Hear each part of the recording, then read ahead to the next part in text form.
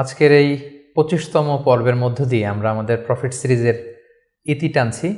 যারা আমাদের সাথে প্রতিটি পর্বেই ছিলেন তাদের সবাইকে আন্তরিক শুভেচ্ছা এবং অভিনন্দন জানাচ্ছি। আমরা এই পুরো সিরিজটিতে কোরআনে বর্ণিত ২৫ জন নবীর জীবনী নিয়ে ধারাবাহিকভাবে ওয়েল ডকুমেন্টেড ম্যানারে আলোচনা করেছি। আপনারা যারা নবীদের জীবনী সম্পর্কে জানতে চান, তাদের জীবনে ঘটে যাওয়া ইনসিডেন্টগুলো জানতে চান, ইভেন্টসগুলো জানতে চান এবং সেখান থেকে নিজেদের জীবনের সাথে মিলিয়ে শিক্ষাগুলো বাস্তবায়ন করতে চান, তাদেরকে আমি অনুরোধ করব আপনারা প্রফিট সিরিজের ২৫টি পর্ব শুনুন এবং বন্ধুদের সাথে শেয়ার করুন।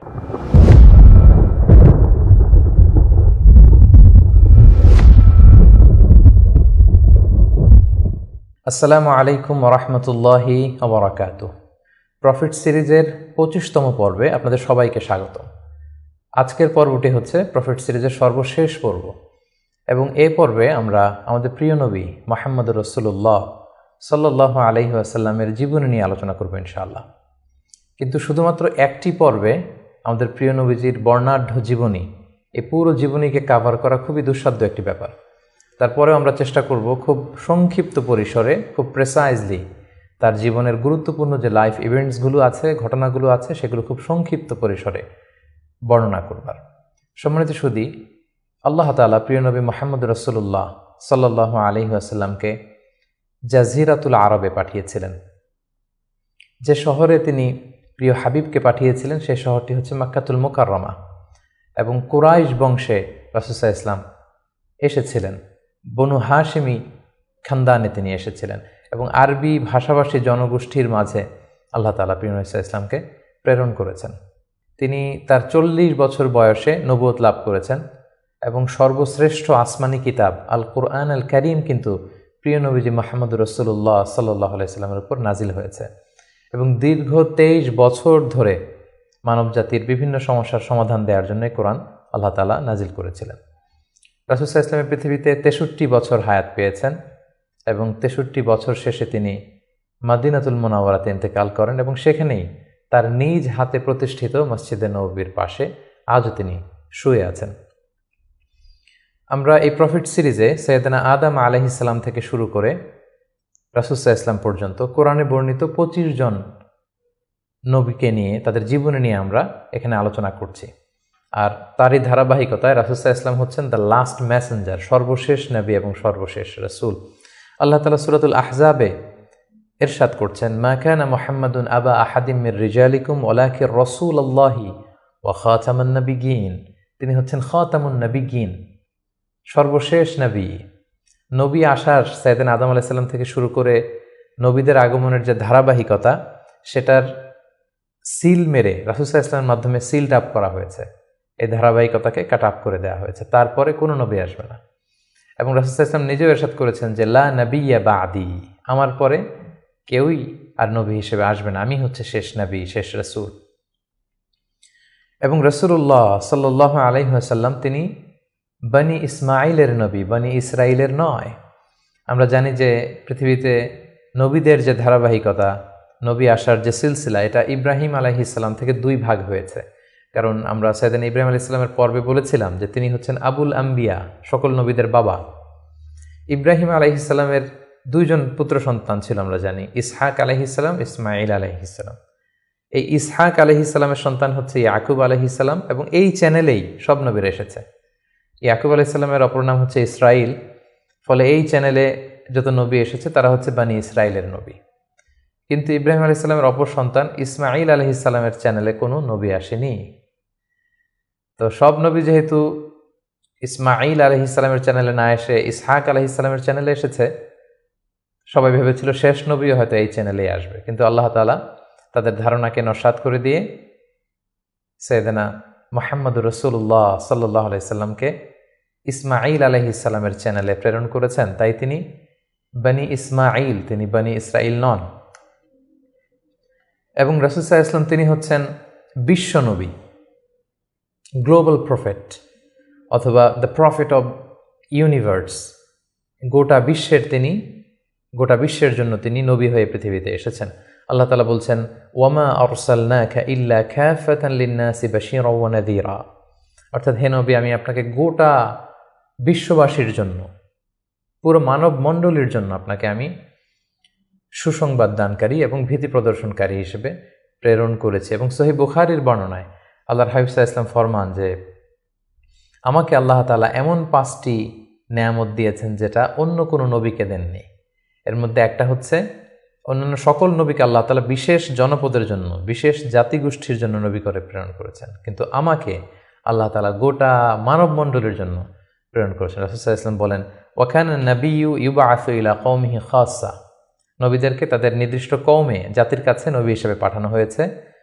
ওয়া বুইসতু ইলান নাসি কাফা, আর আমি গোটা মানব মণ্ডলের জন্য, বিশ্ববাসীর জন্য নবী হয়ে প্রেরিত হয়েছে। এবং রাসূলুল্লাহ সাল্লাল্লাহু আলাইহি ওয়াসাল্লামকে তিনি বলেছেন যে আমাকে শাফাআতের সুযোগ দেয়া হবে কিয়ামতের দিন, যে ভয়ঙ্করতম দিনে নবীরাও থারথার করে কাঁপতে থাকবে আল্লাহ তাআলার সামনে, একটি টু শব্দ করার সাহসটুকুন পাবে না, কোনো কথা বলার সাহস পাবে না। ঠিক সেই মুহূর্তে আল্লাহ রাসূল সাল্লাল্লাহু আলাইহি ওয়াসাল্লামকে শাফাআতের অনুমতি দেওয়া হবে। সুবহানাল্লাহি ওয়া বিহামদিহি। রাসূলুল্লাহ সাল্লাল্লাহু আলাইহি ওয়াসাল্লামের অনেকগুলো নাম রয়েছে। হাদিসে এসেছে যে রাসূল সাল্লাল্লাহু আলাইহি ওয়াসাল্লামের এক নাম হচ্ছে আল মাহি, আল আকিব, আল হাশির, কিন্তু কালামুল্লাহ মাজিদে রাসূল সাল্লাল্লাহু আলাইহি ওয়াসাল্লামের 2টি নাম উল্লেখিত হয়েছে। একটি হচ্ছে মুহাম্মদ আর একটা আহমদ। আল্লাহ তাআলা বলছেন, ওমা মুহাম্মাদুন ইল্লা রাসূল ক্বাদ খালাত মিন ক্বাবলিহির রুসুল, মুহাম্মদ তো একজন নবী, আর তার আগে অনেক নবী পৃথিবীতে এসেছিলেন, তারা আবার বিদায় নিয়েছেন। তাহলে মুহাম্মদ নামটি পেলাম। মুহাম্মদ নাম ছাড়াও তার আরেকটি নাম কোরআনে উল্লেখিত হয়েছে, সেটা হচ্ছে আহমদ। সাইয়েদনা ঈসা আলাইহিস সালামের ভাষায় ইয়াতি মিন বাদি ইসমুহু আহমদ, তিনি বলেছিলেন যে আমার পরে একজন নবী আসবে, তার নাম হবে আহমদ। তাহলে কোরআনে রাসূল সাল্লাল্লাহু আলাইহি ওয়াসাল্লামের 2টি নাম পাওয়া যায়, একটা মুহাম্মদ, একটা আহমদ। এবং রাসূল সাল্লাল্লাহু আলাইহি ওয়াসাল্লামকে আল্লাহ তাআলা আমাদের জন্য মডেল বানিয়ে পাঠিয়েছেন। সব ক্ষেত্রে তিনি আমাদের model, the best standard of character. Allah তাআলা ইরশাদ করছেন, ওয়া ইন্নাকা লা আলা খুলুকিন আযীম, নবী হে আপনি সুমহান চরিত্রের উপর প্রতিষ্ঠিত, আপনার চরিত্র হচ্ছে অনুকরণীয় চরিত্র, গোটা বিশ্ববাসী আপনার চরিত্র থেকে শিখবে, জানবে, আলোকিত হবে। এবং রাসূল সাল্লাল্লাহু আলাইহি ওয়াসাল্লাম হচ্ছে the best example to follow.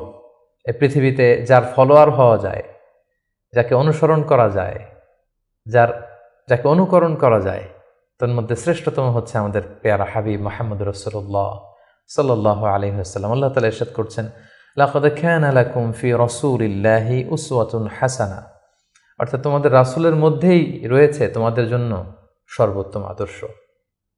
আমরা যেন তাকে আমাদের জীবনের মডেল, আমাদের জীবনের আইকন, আমাদের জীবনের আদর্শ হিসেবে গ্রহণ করি।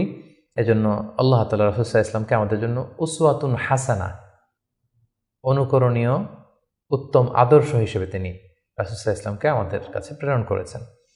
এবং তিনি শুধু মুসলিমদের জন্য নবী হয়ে আসেননি, তিনি শুধু বিশ্বাসীদের কাছেই নবী হয়ে আসেননি, তিনি শুধু আরববাসীদের কাছেই নবী হয়ে আসেননি, তিনি গোটা বিশ্বের জন্য রহমত হয়ে এসেছেন।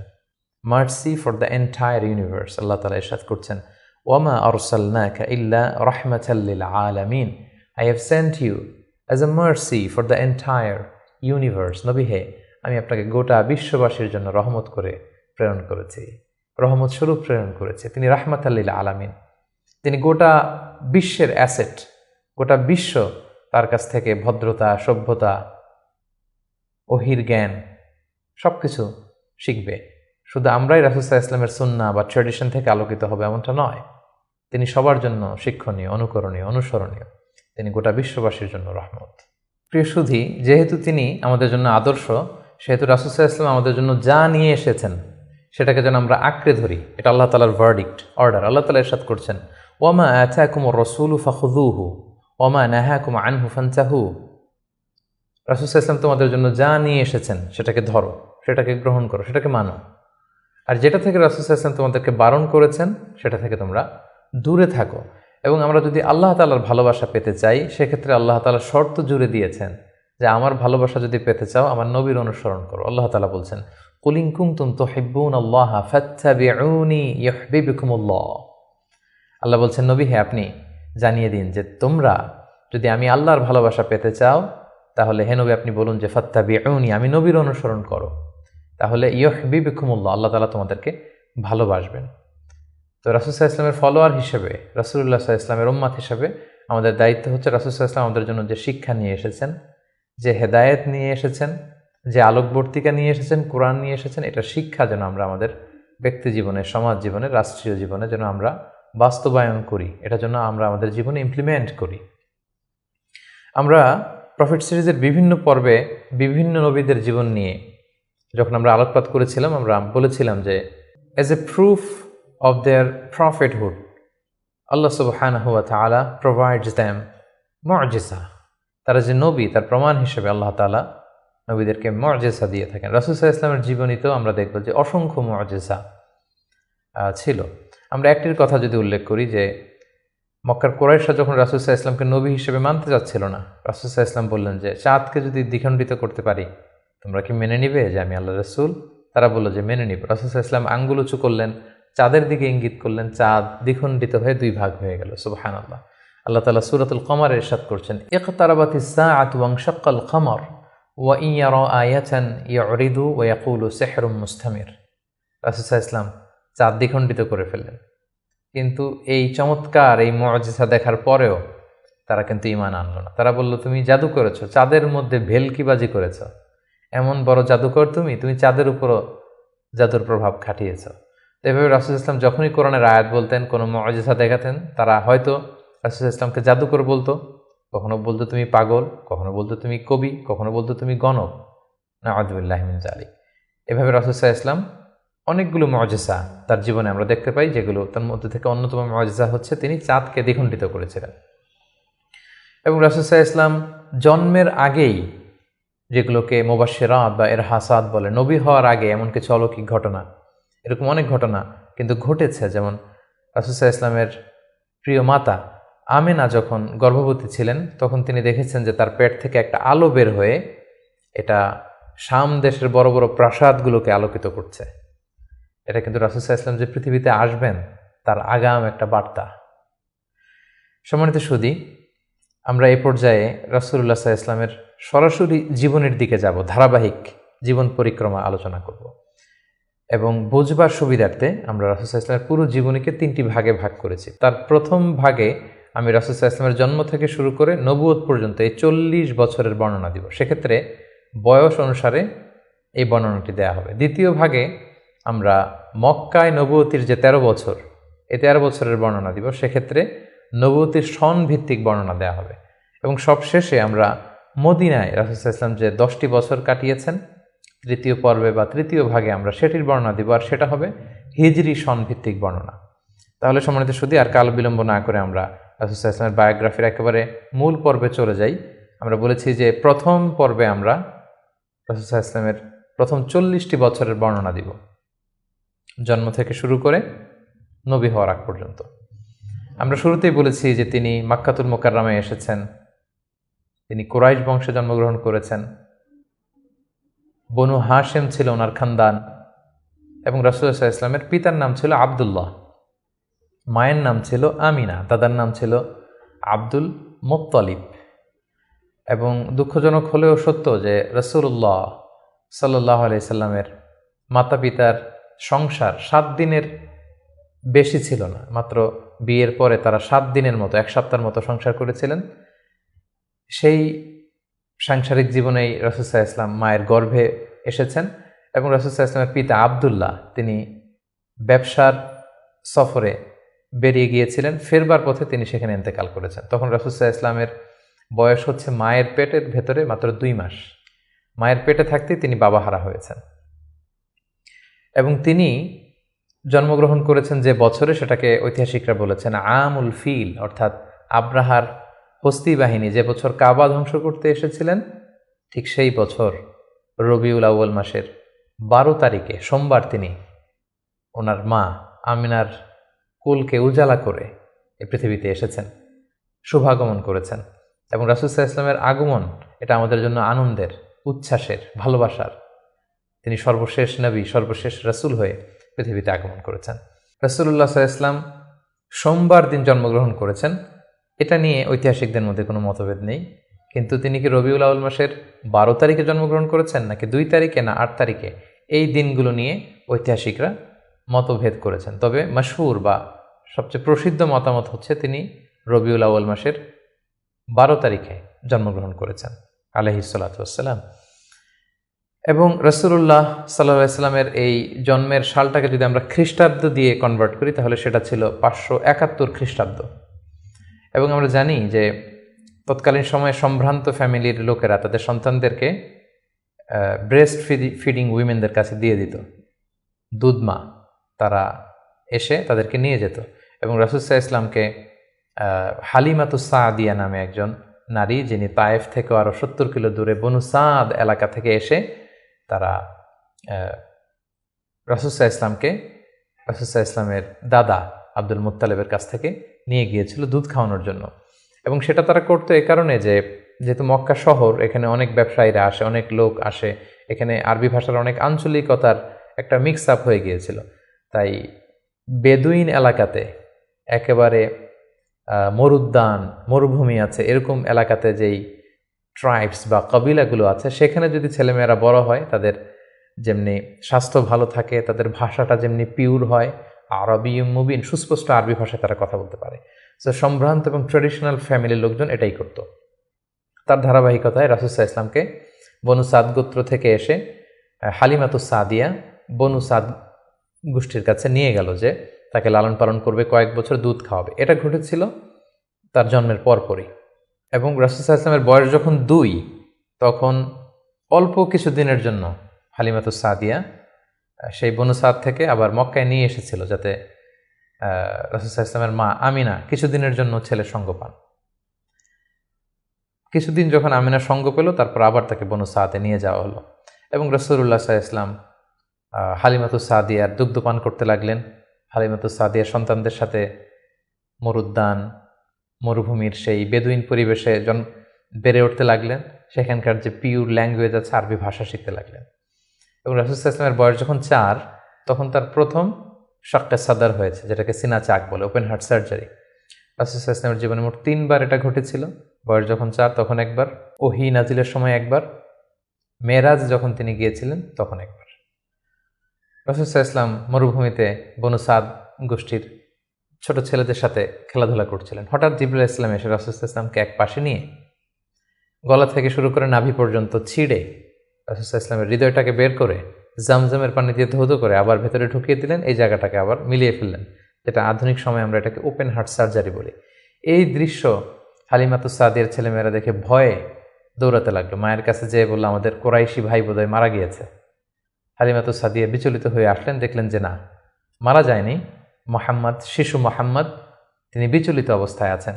তারা ভয় পেয়ে গেলেন এবং ভাবলেন যে না, এই ছেলের যদি কিছু হয়ে যায় তাহলে তো এর দায়ভার আমার উপর আসবে, আমরা দিয়ে আসবো মুহাম্মদকে। রাসূল সাল্লাল্লাহু আলাইহি ওয়াসাল্লামের বয়স যখন 5, তখন হালিমাতুস সাদিয়া রাসূল সাল্লাল্লাহু আলাইহি ওয়াসাল্লামকে নিয়ে, ছোট্ট মুহাম্মদ সাল্লাল্লাহু আলাইহি ওয়াসাল্লামকে নিয়ে তার মায়ের কাছে দিয়ে আসলেন। যেহেতু 5 বছর বয়সে এখন তিনি সুস্পষ্ট আরবিতে কথা বলতে পারেন এবং দুধ খাওয়ানো তো সেই 2 বছর বয়সেই শেষ। তিনি মরুভূমির সুন্দর প্রকৃতিতে সুঠাম দেহ নিয়ে বড় হচ্ছেন, সুন্দর আরবি ভাষায় কথা বলতে পারেন। 5 বছর বয়সে মায়ের কাছে ফিরিয়ে দেয়া হলো। এবং রাসূল সাল্লাল্লাহু আলাইহি ওয়াসাল্লামের আম্মা আমিনা, তিনি প্রতি বছর রাসূল সাল্লাল্লাহু আলাইহি ওয়াসাল্লামের বাবার কবর জিয়ারত করতে ইয়াসরিবে যেতেন, যেটা পরবর্তীতে মদিনা নামকরণ হবে, আমরা শুনব সেই ঘটনা। প্রতি বছর যেহেতু তিনি যান, রাসূল সাল্লাল্লাহু আলাইহি ওয়াসাল্লামকে যখন নিয়ে আসা হলো, তার পরের বছর তিনি রাসূল সাল্লাল্লাহু আলাইহি ওয়াসাল্লামকে নিয়ে রাসূল সাল্লাল্লাহু আলাইহি ওয়াসাল্লামের বাবার কবর জিয়ারত করতে গেলেন। রাসূল সাল্লাল্লাহু আলাইহি ওয়াসাল্লামের বয়স তখন 6 বছরের ছোট্ট বালক। জিয়ারত করলেন। জিয়ারত করে ফিরে আসার পথে রাসূল সাল্লাল্লাহু আলাইহি ওয়াসাল্লামের মাতা আমিনা, তিনি মারা গেলেন মক্কা মদিনার মাঝখানে আবওয়া নামক জায়গায়। আল্লাহু আকবার। বয়স যখন মায়ের পেটে 2 মাস, বাবা হারা হলেন, পিতৃহারা। বয়স যখন মাত্র 6, মাতৃহারা, এখন কমপ্লিট ইয়াতিম মুহাম্মদ সাল্লাল্লাহু আলাইহি ওয়াসাল্লাম, বাবা মা হারা। তখন সাথে উম্মে আইমান নামে একজন দাসী ছিল, যিনি রাসূল সাল্লাল্লাহু আলাইহি ওয়াসাল্লামকে খুব ভালোবাসতেন, মায়ের কষ্ট বুঝতে দেননি। সেখান থেকে নিয়ে দাদার কাছে মক্কায় চলে আসলেন এবং রাসূল সাল্লাল্লাহু আলাইহি ওয়াসাল্লাম পরবর্তীতে বলেছিলেন, উম্মে আইমান হিয়া উম্মি বা'দা উম্মি, আমার মায়ের পরে উম্মে আইমানই আমার মা। সুবহানাল্লাহ। মক্কাতে যখন নিয়ে আসা হলো রাসূল সাল্লাল্লাহু আলাইহি ওয়াসাল্লামকে, শিশু মুহাম্মদকে, তখন তার দাদা আব্দুল মুত্তালিব তার দেখভালের দায়িত্ব নিলেন। কিন্তু অবাক করা কাণ্ড হচ্ছে, রাসূল সাল্লাল্লাহু আলাইহি ওয়াসাল্লাম যখন মাত্র 8 বছর বয়সে উপনীত হলেন, তার দাদাও ইন্তেকাল করলেন। এবার মাও নেই, বাবাও নেই, দাদাও নেই। ঠিক তখন রাসূল সাল্লাল্লাহু আলাইহি ওয়াসাল্লাম তার চাচা আবু তালেবের কাছে মানুষ হতে লাগলেন। রাসূল সাল্লাল্লাহু আলাইহি ওয়াসাল্লাম তার বয়স যখন 12, তখন তার চাচা আবু তালেব রাসূল সাল্লাল্লাহু আলাইহি ওয়াসাল্লামকে নিয়ে ব্যবসার কাজে শাম দেশের দিকে রওনা হয়েছিলেন। আমরা সেখানে বহাইরা আর রাহেব, যে খ্রিস্টান পাদ্রী, তার গুরু পাদ্রীর কাছে শুনেছিলেন যে শেষ জামানার নবী তার শৈশব বয়সে বা কৈশোর বয়সে এই মরুভূমির পাশ দিয়ে যাবে। এটা শোনার পর থেকে বহাইরা বছরের পর বছর এখানে ধ্যানমগ্ন থাকতো এবং অপেক্ষা করত। লম্বা ঘটনা। সম্মানিত, শুধু আমরা বলে রাখি যে আমরা কোনো ঘটনাতেই লম্বা চূড়া ঢুকে যাব না। আমরা শুধু কখন কি ইনসিডেন্ট হয়েছিল সেটা একটু করে আপনাদের সাথে শেয়ার করবার চেষ্টা করব। বহাইরা আর রাহেব তার চাচা আবু তালেবকে বলল, এই ছেলে মুহাম্মদ নবী হবে, তার ভবিষ্যৎ অনেক উজ্জ্বল, ইহুদিরা যাতে জানতে না পারে, তুমি ফিরে যাও। এই ঘটনাটা তার বয়স যখন 12 তখন ঘটেছিল। রাসূল সাল্লাল্লাহু আলাইহি ওয়াসাল্লামের বয়স যখন 13, তখন থেকে তিনি মক্কার লোকদের ছাগল চড়াতে শুরু করলেন, মেষ পালক হিসেবে ক্যারিয়ার শুরু করলেন। অল্প কিছু পারিশ্রমিকের বিনিময়ে তিনি এটা করতেন। এটা শুধু রাসূল সাল্লাল্লাহু আলাইহি ওয়াসাল্লামের জীবনীতেই নয়, সমস্ত আম্বিয়া আলাইহিস সালামের জীবনীতে এটা ঘটেছে। সেই বুখারীর বর্ণনা, প্রিয়নবী বলেন, মা বাআসাল্লাহু নাবিয়্যান ইল্লা রাআল গানাম, এই পৃথিবীতে আল্লাহ এমন কোনো নবী পাঠাননি যাদেরকে দিয়ে আল্লাহ মেষ চড়াননি। সুবহানাল্লাহ। রাসূল সাল্লাল্লাহু আলাইহি ওয়াসাল্লাম এটা শুরু করেছিলেন। রাসূল সাল্লাল্লাহু আলাইহি ওয়াসাল্লামের বয়স যখন 20, তখন তিনি তরুণ যুবক। ওই বয়সে তিনি হিলফুল ফুজুল সংগঠন করেছিলেন। আরবিতে যেটাকে বলা হয় হালাফুল ফুদুল বা হালাফুল মুত্তাইয়িবিন, যুব সংগঠন করেছিলেন। এটার উদ্দেশ্য কী ছিল? যাতে মক্কাতে কেউ মাজলুম না হয়। এক লোক তার পণ্য বিক্রি করেছে, মক্কার এক সম্ভ্রান্ত লোক পণ্য কিনে টাকা দিতে চায়নি। সে পাহাড়ে উঠে চিৎকার করে বলল, মক্কায় কি এমন ন্যায়পরায়ণ কেউ নেই যে আমার টাকাটা উদ্ধার করে দিতে পারে? রাসূল সাল্লাল্লাহু আলাইহি ওয়াসাল্লাম এই দৃশ্য দেখে কষ্ট পেলেন। তিনি প্রায় এরকম দৃশ্য দেখতেন যে জালিমরা অসহায় গরিব লোকদেরকে মক্কায় এভাবে ঠকাচ্ছে।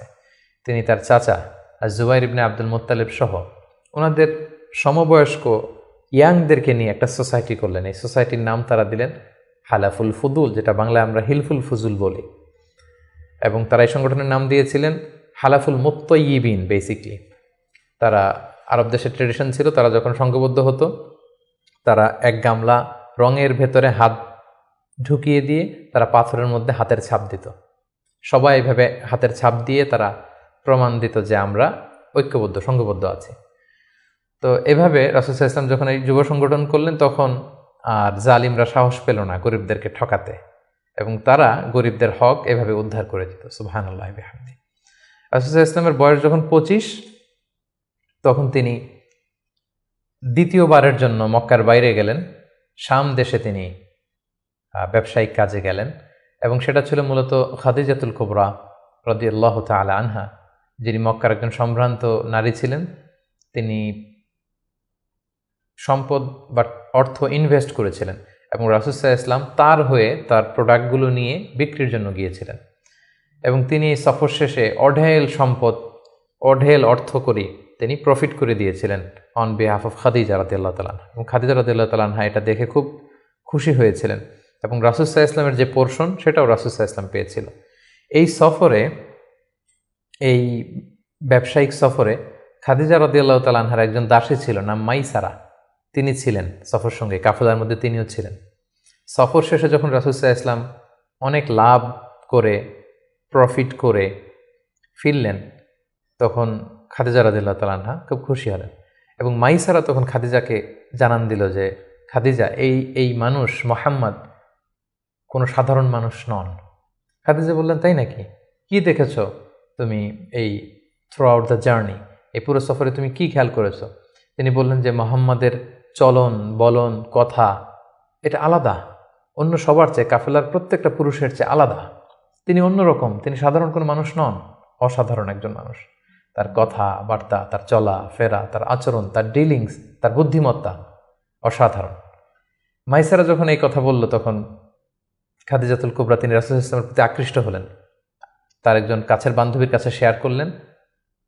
তারা সবাই মিলে রাসূল সাল্লাল্লাহু আলাইহি ওয়াসাল্লামের চাচাদের কাছে যেয়ে বললেন যে, রাসূল সাল্লাল্লাহু আলাইহি ওয়াসাল্লামকে খাদিজা পছন্দ করে, আমরা বিয়ের ব্যাপারে ভাবতে পারি কিনা। চাচারা রাসূল সাল্লাল্লাহু আলাইহি ওয়াসাল্লামকে জানালেন, রাসূল সাল্লাল্লাহু আলাইহি ওয়াসাল্লাম এগ্রি করলেন।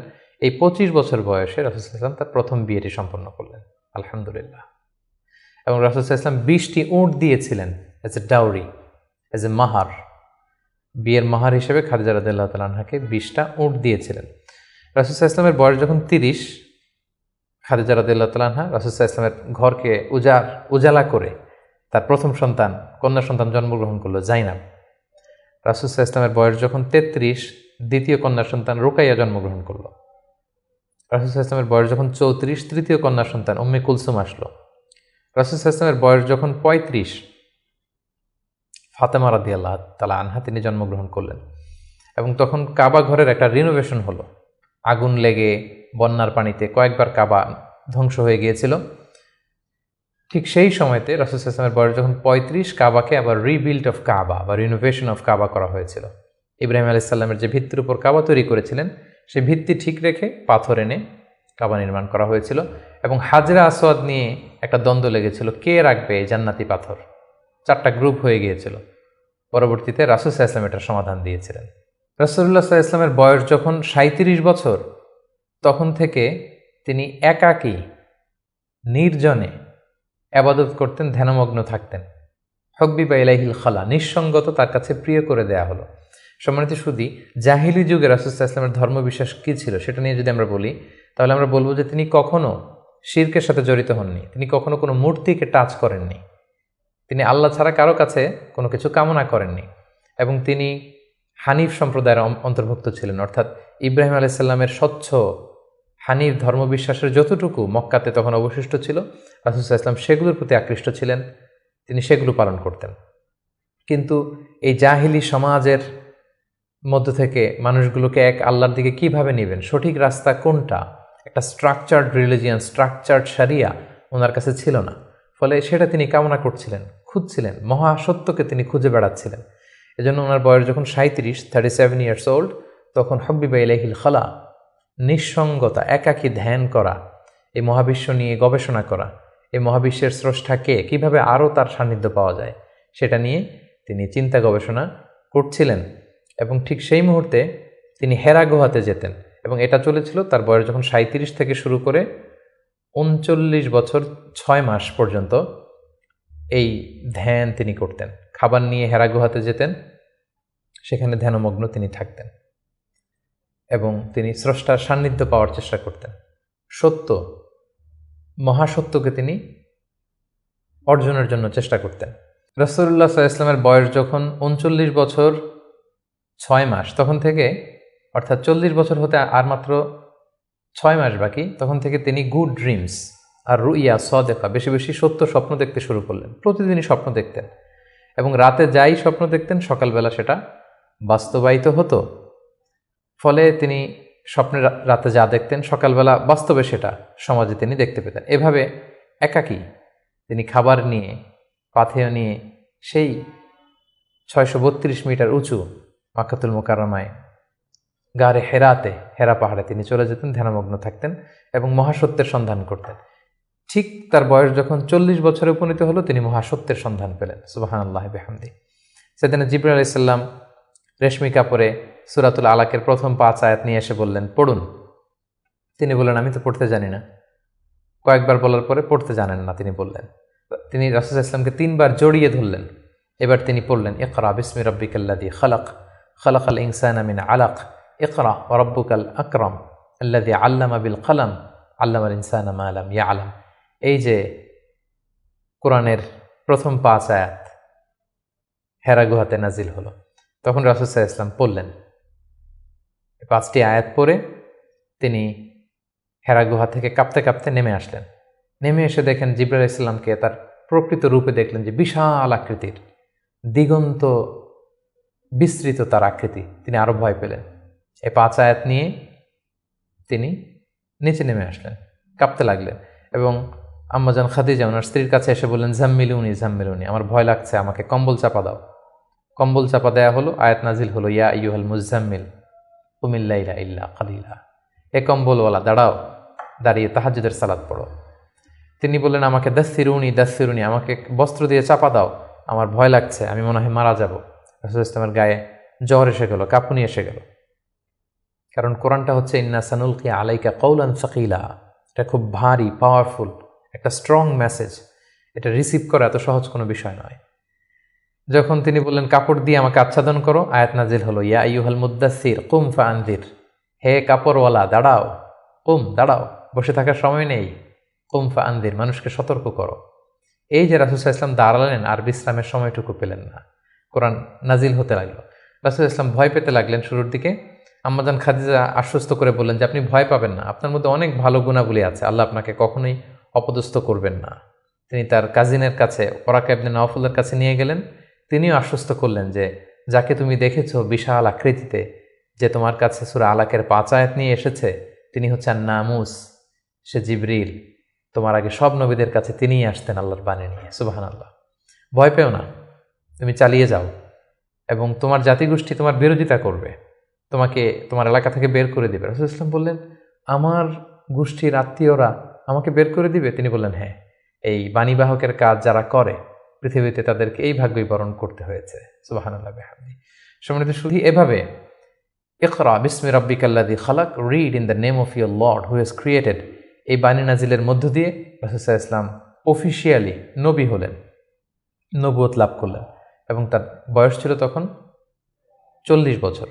তাহলে আমরা প্রথম পর্ব শেষ করলাম, যেখানে আমরা বলেছি প্রথম পর্বে আমরা রাসূল ইসলামের জন্ম থেকে শুরু করে নবী হওয়া পর্যন্ত এই 40 বছরের বর্ণনা আমরা প্রথম পর্বে শুনলাম।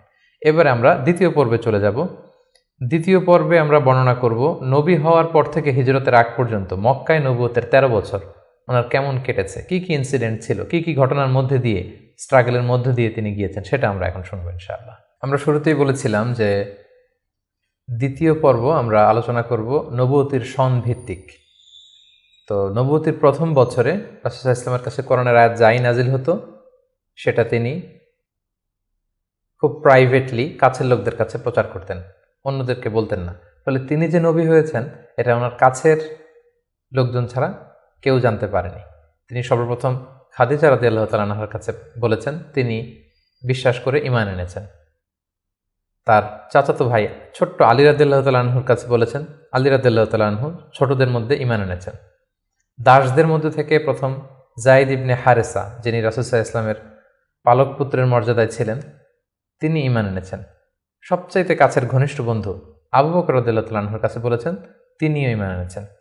এবং রাসূল সাল্লাল্লাহু আলাইহি ওয়াসাল্লাম গোপনে, অর্থাৎ যেটাকে বলা হয় প্রাইভেট দাওয়া, তিনি টার্গেট ভিত্তিক কাছের ঘনিষ্ঠ আমানতদার যাকে তিনি রিলাই করতে পারেন তাদের কাছে তিনি বলতে আরম্ভ করলেন, এবং তারা গোপনে গোপনে প্রাইভেটলি রাসূল সাল্লাল্লাহু আলাইহি ওয়াসাল্লাম ডাকে সাড়া দিয়ে ঈমান আনলো, মুসলিম হতে আরম্ভ করলো। সুবহানাল্লাহ। এভাবে 3 বছর তিনি প্রাইভেট দাওয়া দিয়েছেন মক্কায়। নবুয়তির তৃতীয় বছরে 3 বছর পর আল্লাহ তাআলা আয়াত নাজিল করলেন, ফাসদা বিমা তুমার ওয়া আ'রিদ আনিল মুশরিকিন। নবী হে, এখন আর প্রাইভেট দাওয়া নয়, এবার পাবলিক দাওয়া, পাবলিক প্রোক্লেমেশন, অর্থাৎ পাবলিকলি আপনি এবার প্রচার করুন, যাই নাজিল হয় আপনি প্রচার করুন। এবার রাসূল সাল্লাল্লাহু আলাইহি ওয়াসাল্লাম প্রচার করতে আরম্ভ করলেন পাবলিকলি। তিনি পাবলিকলি তাওহীদের দাওয়াত দিতে শুরু করলেন, রিসালাতের দাওয়াত দিতে শুরু করলেন, আখিরাতের দাওয়াত দিতে শুরু করলেন। যখনই তিনি পাবলিকলি দাওয়াত দিতে শুরু করলেন তখনই বিরোধিতা শুরু হলো, নানা ধরনের বাধা বিপত্তি আসতে শুরু করলো।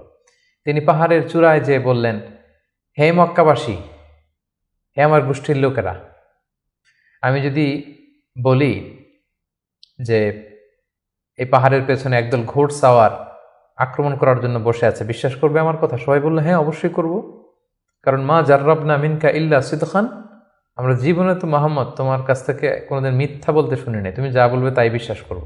তখন রাসূল সাল্লাল্লাহু আলাইহি ওয়াসাল্লাম বললেন, তাহলে জেনে রাখো, আমাকে যদি নবী হিসেবে না মানো, আখিরাতে যদি বিশ্বাস না করো, আল্লাহকে যদি একক একমাত্র রব হিসেবে না মানো, তোমাদের জন্য কঠিন শাস্তি অপেক্ষা করছে। একথা শুনে তারা মর্মাহত হলো, এবং রাসূল সাল্লাল্লাহু আলাইহি ওয়াসাল্লামের চাচা আবু লাহাব পাথর নিয়ে রাসূল সাল্লাল্লাহু আলাইহি ওয়াসাল্লামের প্রতি নিক্ষেপ করলেন, এবং তখনই সূরাতুল লাহাব নাজিল হলো। সূরাতুল লাহাব, তাব্বাত ইয়াদা আবি লাহাবি ওয়া তাব, ধ্বংস হোক, নিপাত যাক আবু লাহাবের 2 হাত। কিন্তু রাসূল সাল্লাল্লাহু আলাইহি ওয়াসাল্লাম থামলেন না, তিনি দাওয়াত দিতে লাগলেন, এবং মক্কার গরিব শ্রেণীর যেই লোকেরা আছে, কর্মচারী, শ্রমজীবী, খেটে খাওয়া মানুষ, দাস, তারা রাসূল সাল্লাল্লাহু আলাইহি ওয়াসাল্লামের দাওয়াতে সাড়া দিয়ে মুসলমান হতে লাগলো, তাদের সংখ্যা বাড়তে লাগলো, এবং তাদের উপর অত্যাচার আরম্ভ হয়ে গেল। নবুয়তির 5ম বৎসরে এই ক্ল্যাশ, এই সংঘাত মারাত্মক আকারে রূপ নিল। কোথাও বেলাল রাদিয়াল্লাহু তাআলা আনহুকে পিটিয়ে আহত করা হচ্ছে, কোথাও খাব্বাব রাদিয়াল্লাহু তাআলা আনহুকে, কোথাও খুবাইব রাদিয়াল্লাহু তাআলা আনহুকে, কখনো আম্মার ইবনে ইয়াসারকে, কখনো সুমাইয়া রাদিয়াল্লাহু তাআলা আনহাকে। তাদেরকে নানাভাবে নির্যাতন, অত্যাচার শুরু করা হলো। এবং উপায়ন্তর না দেখে নবুয়তের ৫ম বছর রাসূল সাল্লাল্লাহু আলাইহি ওয়াসাল্লাম বললেন যে না, এভাবে অত্যাচারের মধ্য দিয়ে যাওয়া যায় না।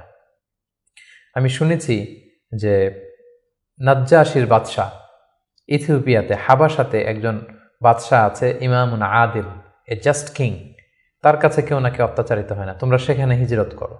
নবুয়তের ৫ম বৎসর একটা বিশাল সংখ্যক মুসলিম সাহাবি তারা আবিসিনিয়াতে হিজরত করলো।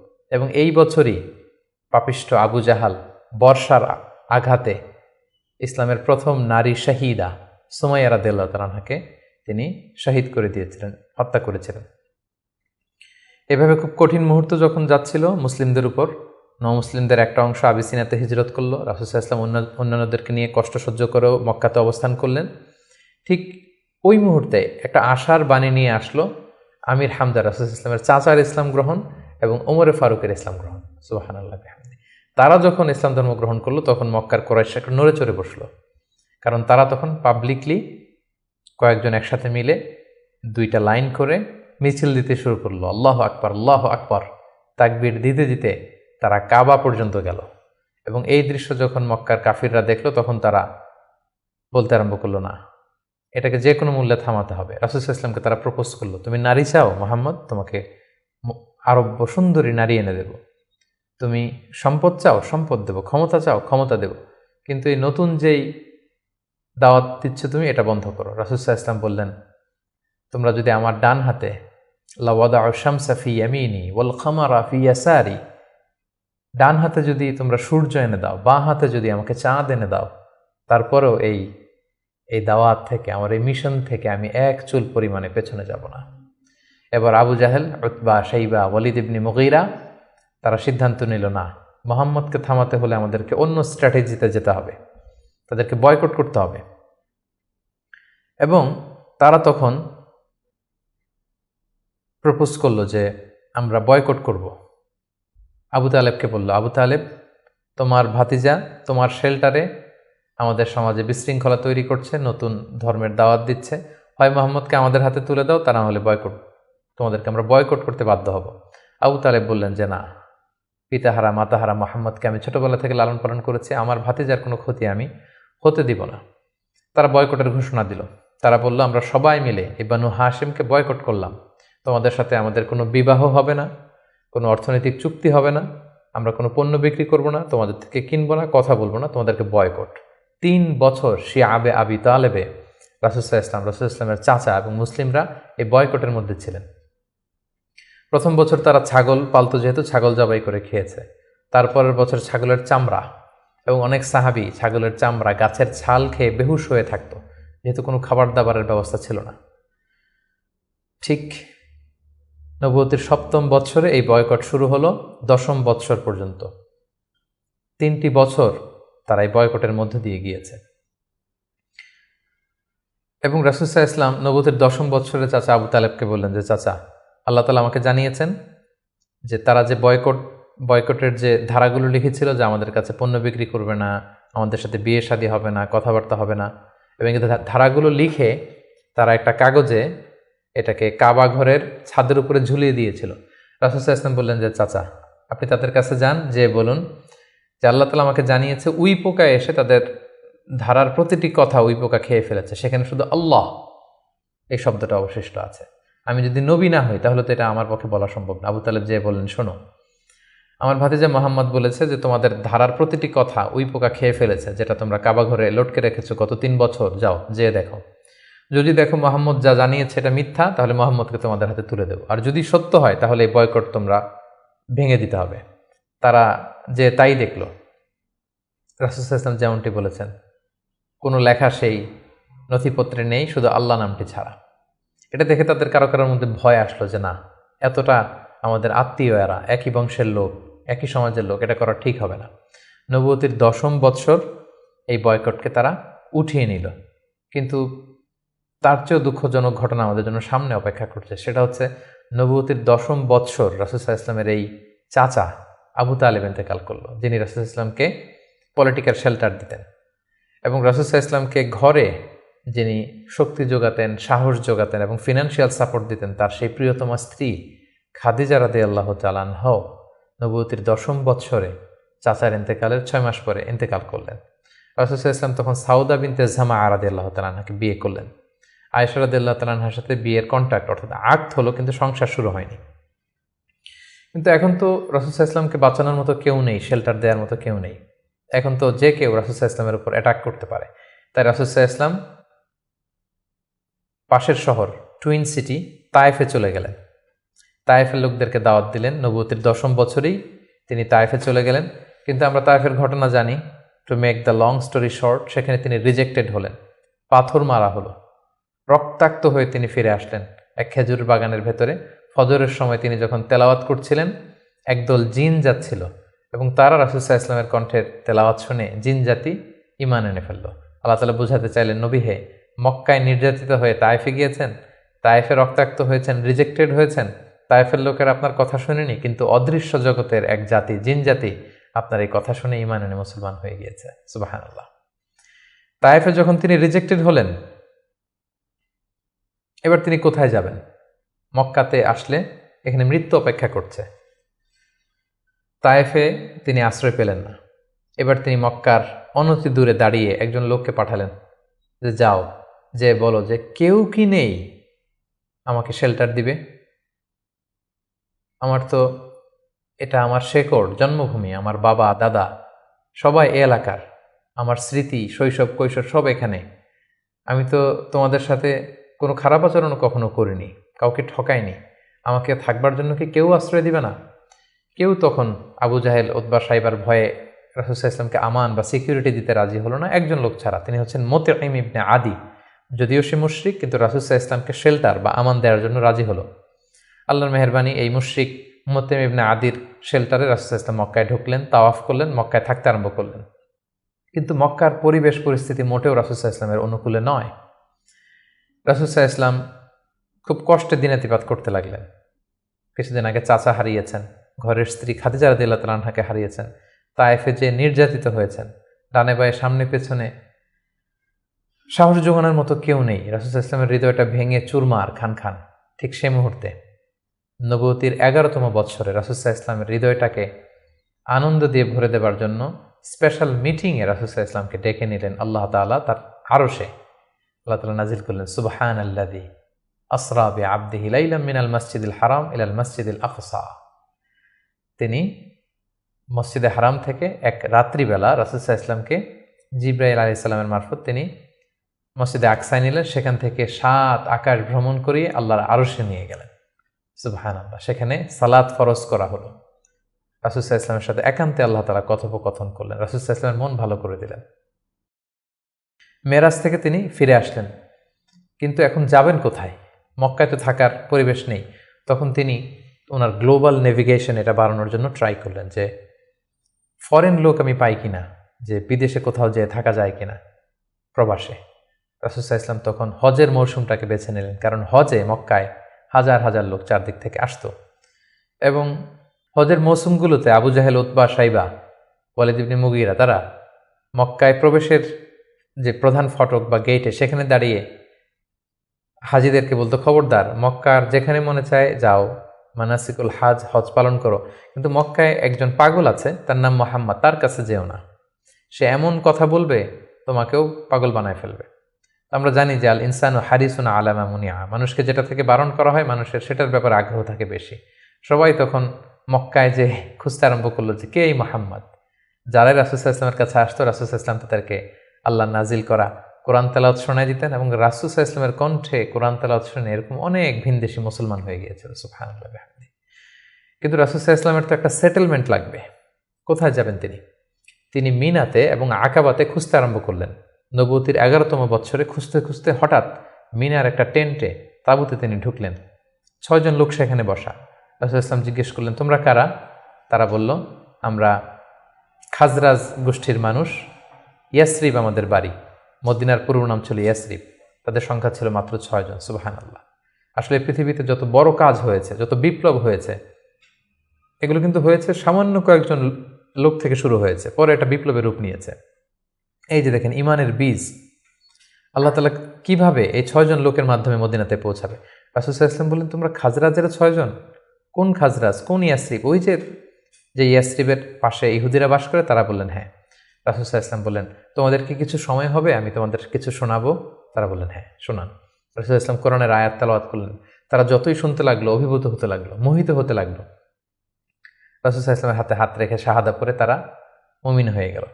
এবং রাসূল সাল্লাল্লাহু আলাইহি ওয়াসাল্লাম বললেন, যাও তোমরা এই কোরআনের কথা, আমি যে নবী, আমি যে শেষ নবী, এই কথা তোমাদের লোকালয়ে, তোমাদের জনপদে যেয়ে তোমরা বলো।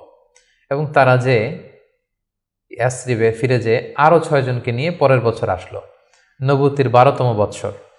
রাসূল সাল্লাল্লাহু আলাইহি ওয়াসাল্লাম খুঁজে খুঁজে হাজীদের তাঁবু খুঁজে খুঁজে সেই 12 জনের তাঁবুতে গেলেন এবং তারা 12 জন রাসূল সাল্লাল্লাহু আলাইহি ওয়াসাল্লামের হাতে হাত রেখে একটা শপথ করেছিলেন। এটাকে বলা হয় বাইআতুল আকাবা আল উলা, আকাবার প্রথম শপথ। মিনার পাশেই যে পাহাড় বেষ্টিত এরিয়া, এটাকে আকাবা বলে।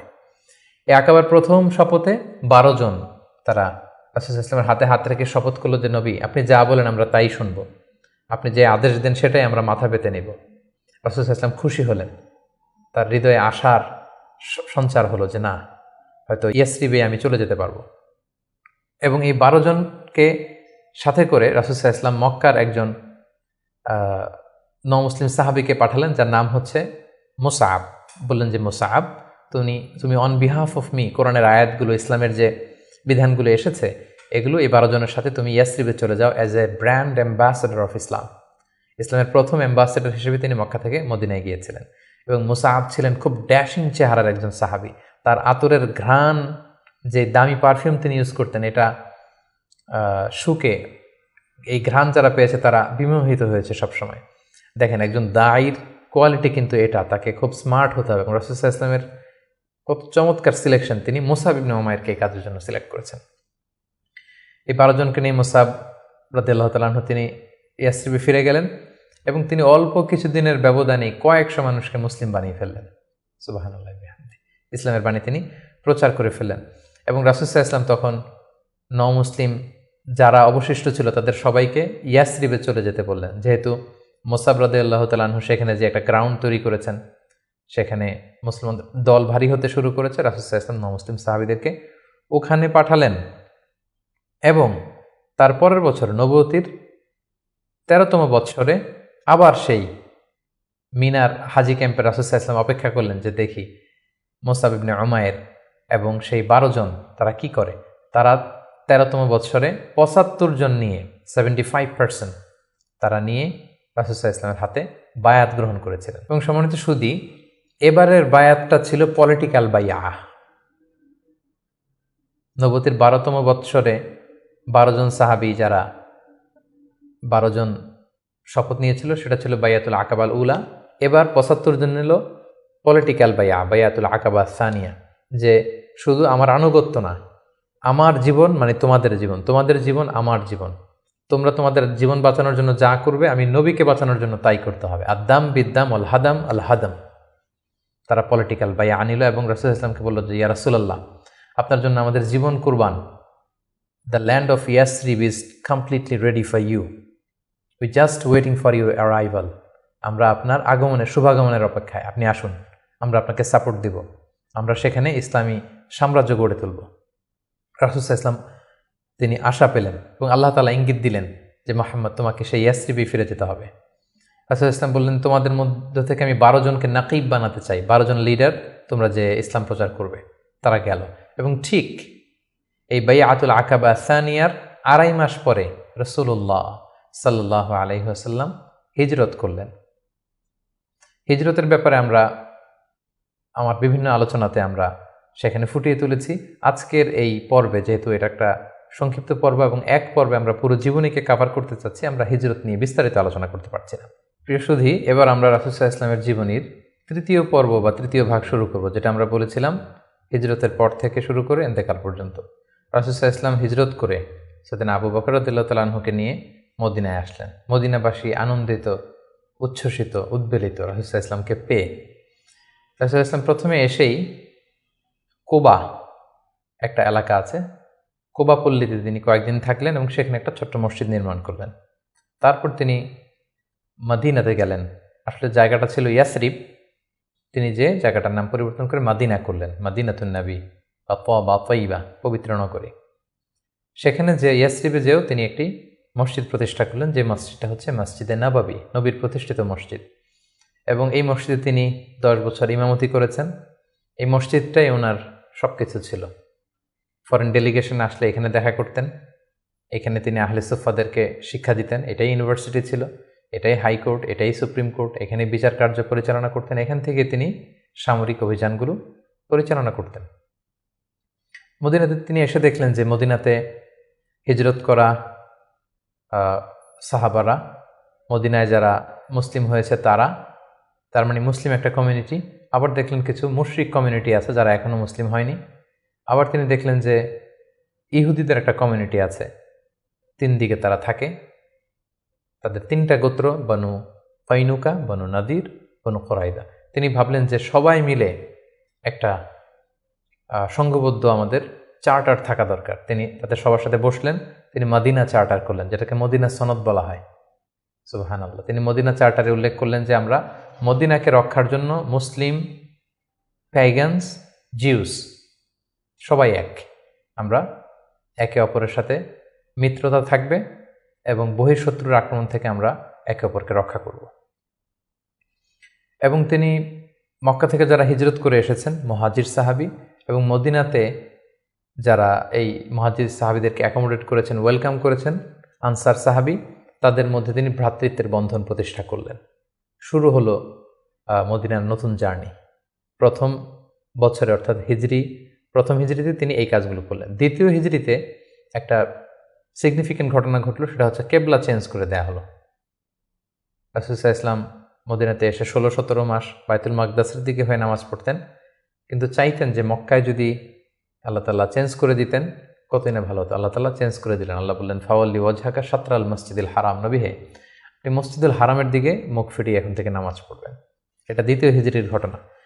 দ্বিতীয় হিজরির সবচাইতে গুরুত্বপূর্ণ ইনসিডেন্ট হচ্ছে দ্য ব্যাটল অফ বাদার, গজওয়াত বাদার, বদরের যুদ্ধ। কারণ কুরাইশরা তো তারা দেখলো যে না, মুহাম্মদ হাতছাড়া হয়ে গেল, সব মুসলিমরা হাতছাড়া হয়ে গেল, তাদেরকে তো সহজে ছেড়ে দেওয়া যায় না। তখন একটা যুদ্ধ হলো, বিশাল যুদ্ধ। রাসূল সাল্লাল্লাহু আলাইহি ওয়াসাল্লাম একটা ক্যারাভান আটকাতে গেলেন, কিন্তু তারা খবর পাঠালো যে মুহাম্মদ তার সৈন্য নিয়ে অ্যাটাক করছে। তারা 1000 সৈন্য নিয়ে আসলো বদরের প্রান্তরে, মদিনা থেকে 70-80 কিলো দূরে। মুসলমানদের সংখ্যা ছিল মাত্র 314 জন।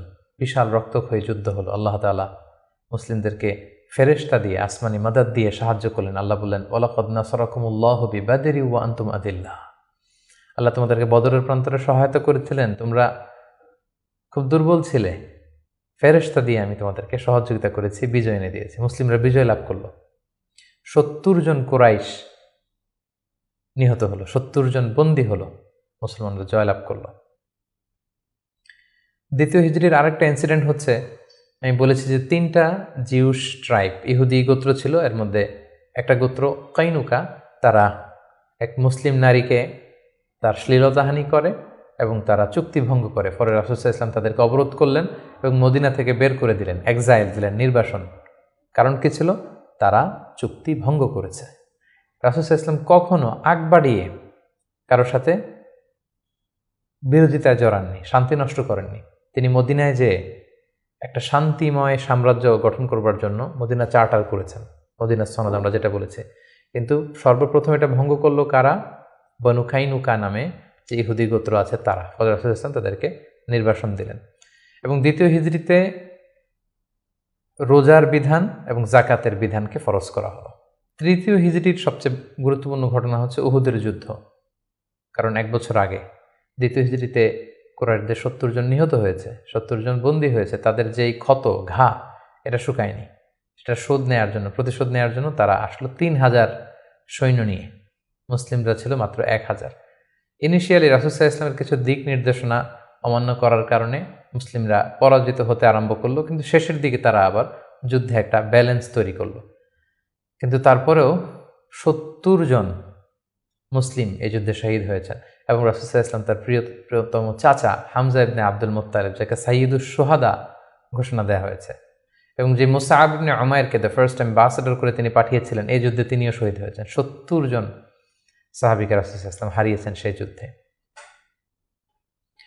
তৃতীয় হিজরিতে রাসূল সাল্লাল্লাহু আলাইহি ওয়াসাল্লাম হাফসা রাদিয়াল্লাহু তাআলা আনহাকে বিয়ে করেন, জাইনাব বিনতে খুজাইমাকে বিয়ে করেন, এবং তৃতীয় হিজরি সনে ফাতিমা রাদিয়াল্লাহু তাআলা আনহা, আলী রাদিয়াল্লাহু তাআলা আনহার ঘরকে উজালা করে রাসূল ইসলামের প্রথম নাতি হাসান রাদিয়াল্লাহু তাআলা আনহু জন্মগ্রহণ করেছিলেন।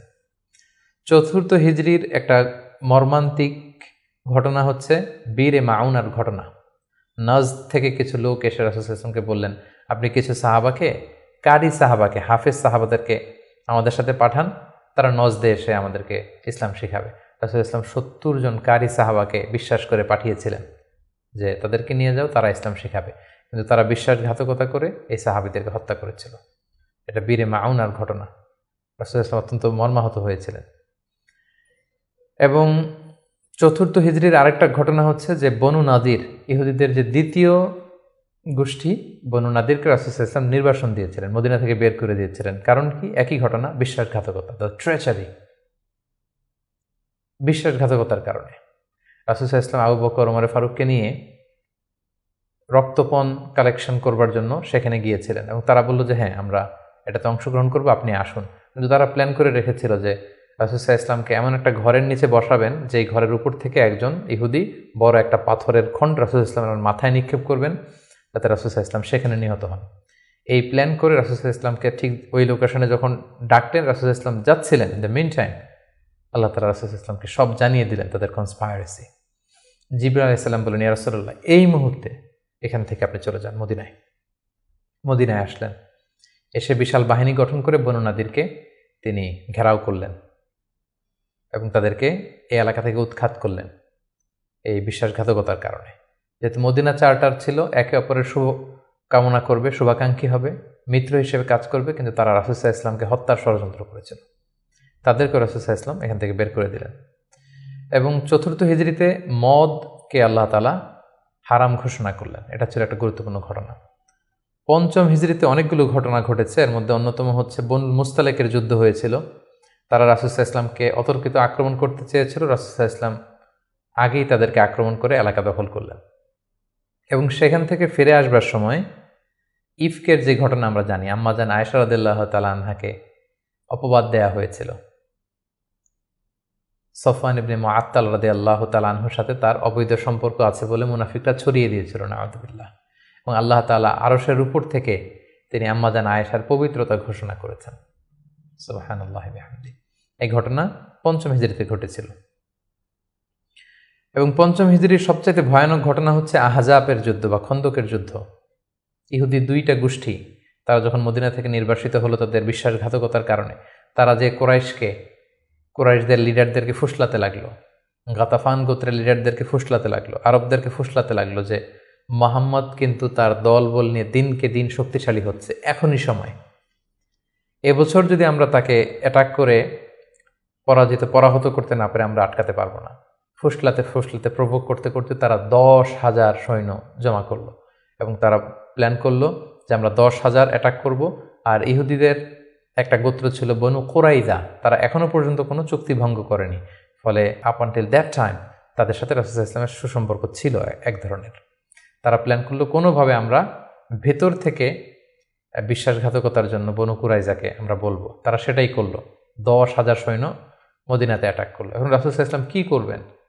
এই ছোট্ট বাহিনী নিয়ে তো 10,000 শক্তিশালী বাহিনীকে সামলানো সম্ভব নয়। রাসূল সাল্লাল্লাহু আলাইহি ওয়াসাল্লাম মিটিং করলেন, কনসাল্ট করলেন। সালমান আল ফারিসি তিনি বললেন যে আমরা আমাদের পারস্যে যুদ্ধের অনেকগুলো মাধ্যমের একটা মাধ্যম হচ্ছে ট্রেঞ্চ খনন করি, পরিখা খনন করি। বিশাল মদিনার চারদিকে বিশাল গর্ত করে আমরা এমন পরিখা খনন করব, ফলে আর মদিনাতে আসতেই পারবে না। আসতে হলে আগে মই দিয়ে নিচে নামতে হবে, তারপরে আবার মই দিয়ে উপরে উঠতে হবে। এই মুহূর্তে আমরা তীর মেরে তাদেরকে নাস্তানাবুদ করতে পারবো। রাসূল ইসলাম রাজি হলেন। কয়েক কিলোমিটার ব্যাপী মদিনার দুই দিকে এক পাশ থেকে আরেক পাশে বিশাল পরীক্ষা খনন করলেন সব সাহাবা। রাসূল ইসলাম নিজেও এই পরীক্ষা খননের কাজে অংশগ্রহণ করলেন। 10,000 সৈন্যবাহিনী আসলো। তারা ভেতর থেকে বনু কুরাইজাকে বিশ্বাসঘাতকতার জন্য উদ্বুদ্ধ করলো, তারা রাজি হচ্ছিল না, অবশেষে রাজি হলো। রাসূল ইসলাম আল্লাহ সাহায্য চাইলেন যে আল্লাহ, ভেতর থেকে যদি বনু কুরাইজা বিশ্বাসঘাতকতা করে অ্যাটাক করে, বাইরে থেকে ওরা যদি আসে, আমরা তো শেষ হয়ে যাব।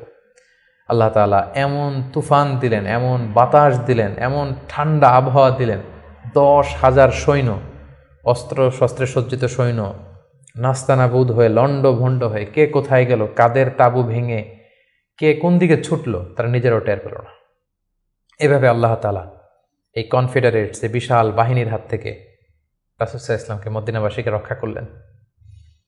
রাসূল সাল্লাল্লাহু আলাইহি ওয়াসাল্লাম এবার তলোয়ার নামিয়ে ফেলতে চাইলেন। জিবরাইল আলাইহিস সালাম বললেন, এ রাসূলুল্লাহ, আপনি যুদ্ধ শেষ করেছেন, আমরা তো করিনি। বনু কুরাইজার কথা কি ভুলে গেছেন? ইহুদিদের যে একটা ট্রাইব, যারা বিশ্বাসঘাতকতা করলো, তাদেরকে অ্যাটাক করুন। রাসূলুল্লাহ সাল্লাল্লাহু আলাইহি ওয়াসাল্লাম ৫ম হিজরিতে এবার বনু কুরাইজাকে অ্যাটাক করলেন। পরে তারা বাধ্য হলো তাদের মিত্র সাদ বিন মুআজ রাদিয়াল্লাহু তাআলা আনহু যেটা বলবে এটাই ফায়সালা হবে। দীর্ঘদিন তারা রাসূল সাল্লাল্লাহু আলাইহি ওয়াসাল্লাম তাদেরকে চারদিক থেকে ঘেরাও করে রাখলো। পরে সাদ বিন মুআজ বললেন যে এটা বড় বিশ্বাসঘাতকতা, তাদের এই বিশ্বাসঘাতকতা যদি সফল হতো আমরা সবাই মারা যেতাম। সো আমার রায় হচ্ছে তাদের এই বিশ্বাসঘাতকতার শাস্তি হতে হবে অনেক বড়। তাদের মধ্য থেকে যারা মুসলিমদের বিরুদ্ধে তলোয়ার ধরেছে তাদেরকে এক্সিকিউশন করা হবে, তাদের নারীদেরকে বন্দী করা হবে। রাসূল সাল্লাল্লাহু আলাইহি ওয়াসাল্লাম সাদ বিন মুআজের এই পরামর্শকে মেনে নিলেন, এই রায়কে মেনে নিলেন। ৬ষ্ঠ হিজরিতে রাসূলুল্লাহ সাল্লাল্লাহু আলাইহি ওয়াসাল্লাম তিনি স্বপ্ন দেখলেন যে তিনি উমরা করছেন। এবং আমরা জানি নবীদের স্বপ্ন হচ্ছে ওহী। তিনি সাহাবীদের কাছে স্বপ্নের কথা জানালেন। ১৪০০ সাহাবীকে নিয়ে তিনি উমরা করতে গেলেন। কিন্তু আমরা জানি যে উমরা করতে যেতে হবে মক্কায়। মক্কায় তো শত্রুর বসবাস, কুরাইশরা। তারা রাসূল সাল্লাল্লাহু আলাইহি ওয়াসাল্লামকে ঢুকতে দিল না। সাহাবারা বললেন, ইয়া রাসূলুল্লাহ, যুদ্ধের ঘোষণা দিন, আমরা যুদ্ধ করব। রাসূল সাল্লাল্লাহু আলাইহি ওয়াসাল্লাম বললেন, আমি যুদ্ধ করতে আসিনি, আমি উমরা করতে এসেছি। তখন সেখানে রাসূল সাল্লাল্লাহু আলাইহি ওয়াসাল্লাম তাদের সাথে একটা ট্রিটি করলেন, পিস ট্রিটি, যেটাকে ঐতিহাসিকরা হুদায়বিয়া সন্ধি বলা হয়। এটা ৬ষ্ঠ হিজরির জিলকদ মাসে হয়েছিল। সেখানে ট্রিটিতে বলা হয়েছে যে এবছর মুসলমানরা উমরা করতে পারবে না, ফিরে যাবে উমরা ছাড়াই। আগামী বছর আমরা সুযোগ দিব, তবে মাত্র ৩ দিনের জন্য আসবে, কোনো অস্ত্র ছাড়া উমরা করে চলে যাবে। সাহাবীরা এটা মানতেই চাচ্ছিলেন না। রাসূল সাল্লাল্লাহু আলাইহি ওয়াসাল্লাম বললেন যে থামো, আমরা এটাতেই রাজি। এবং তারা আরও কিছু ধারা দিল এই সন্ধির, যে মক্কা থেকে কেউ যদি মদিনাতে যায় মুসলিম হয়ে, মদিনাবাসী তাদেরকে ফেরত দিতে হবে। কিন্তু মদিনা থেকে কেউ মক্কায় আসলে মক্কাবাসী ফেরত দিতে বাধ্য থাকবে না। আর দুই পক্ষের সাথে যে কেউ অ্যালায়েন্স করতে পারবে। ফলে বনু খুজাআ গেল রাসূল সাল্লাল্লাহু আলাইহি ওয়াসাল্লামের পক্ষে, বনু বকর গেল কুরাইশদের পক্ষে। এভাবে হুদায়বিয়ার সন্ধিটি হলো। সাহাবারা কেউ মানতে পারল না। রাসূল সাল্লাল্লাহু আলাইহি ওয়াসাল্লাম বললেন, সন্ধি স্বাক্ষরিত হয়ে গিয়েছে, সবাই মাথার চুল হলক করে হালাল হয়ে যাও, আমরা এখন মদিনায় ফিরে যাব। কেউ হালাল হচ্ছিল না। পরে উম্মে সালামা রাদিয়াল্লাহু তাআলা আনহার পরামর্শে রাসূল সাল্লাল্লাহু আলাইহি ওয়াসাল্লাম নিজেই তার পশু জবাই করলেন, নিজের মাথা নিজে হাল্লাক দিয়ে তিনি মাথা মুন্ডন করলেন। ফলে সবাই সেটি করল। সাহাবীদের কাছে মনে হচ্ছিল যে এটা একটা অপমান। ১৪০০ সাহাবী মুসলিম, সাদা এহরামের কাপড় পরে আমরা আসলাম, কিন্তু আমাদেরকে ঢুকতে দেয়া হলো না। রাসূল সাল্লাল্লাহু আলাইহি ওয়াসাল্লাম বললেন, না, এই সন্ধি আল্লাহ তাআলা বলেছেন যে ইন্না ফাতাহনা আলাকা ফাতহাম মুবিনা, নবী হে, তোমাদেরকে আমি বিজয় দিব। এবং চূড়ান্ত বিজয়ের জন্য এই সন্ধিটা গুরুত্বপূর্ণ ছিল। কারণ এখন দাওয়াতি কাজ চারদিকে ছড়িয়ে দেওয়ার জন্য কিছুদিন যুদ্ধ বিগ্রহ বন্ধের দরকার আছে। আল্লাহ তাআলা এই সন্ধির মাধ্যমে কেমন যেন মুসলমানদেরকে সেই ফেভারটিই দিলেন, সেই সুযোগটি করে দিলেন। সুবহানাল্লাহ। ৭ম হিজরির গুরুত্বপূর্ণ একটি ঘটনা হচ্ছে খায়বার যুদ্ধ। রাসূল সাল্লাল্লাহু আলাইহি ওয়াসাল্লাম খায়বার বিজয় করলেন।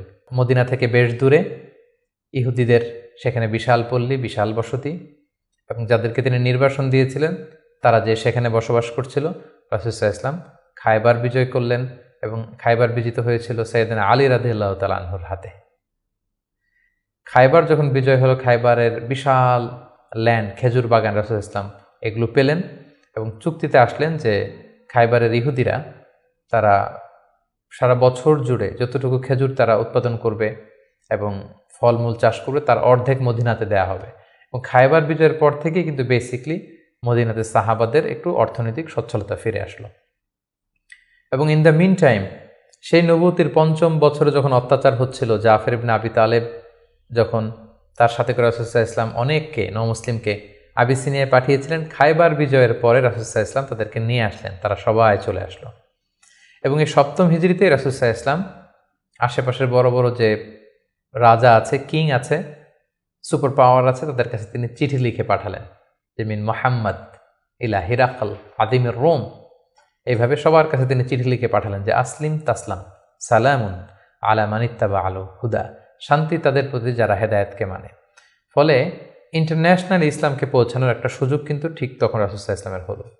এবং সপ্তম হিজরিতে রাসূল সাল্লাল্লাহু আলাইহি ওয়াসাল্লাম সাহাবাদেরকে নিয়ে উমরা করে আসলেন। এটাকে বলা হয় উমরাতুল কাদা, কারণ আমরা জানি যে ষষ্ঠ হিজরিতে তিনি উমরা করতে পারেননি এবং সেই হুদাইবিয়া সন্ধির একটা ধারা ছিল এবছর ফিরে যেতে হবে, পরের বছর এসে উমরা করবে। রাসূলুল্লাহ সাল্লাল্লাহু আলাইহি ওয়াসাল্লাম পরের বছর যে উমরা করে আসলেন এবং ঠিক সেই বছরই রাসূল সাল্লাল্লাহু আলাইহি ওয়াসাল্লাম মাইমুনা বিনতে হারিস রাদিয়াল্লাহু তাআলা আনহাকে বিয়ে করেছিলেন।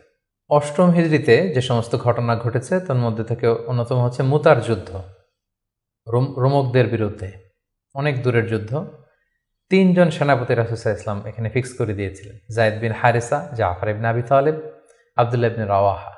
কোনো অভিযানে তিনি 3 জন সেনাপতি দেন না, এই যুদ্ধে 3 জনকে তিনি সেনাপতি করলেন। তারা 3 জনই বুঝতে পেরেছেন যে তারা প্রত্যেকে শহীদ হবেন এবং সেটাই ঘটেছিল।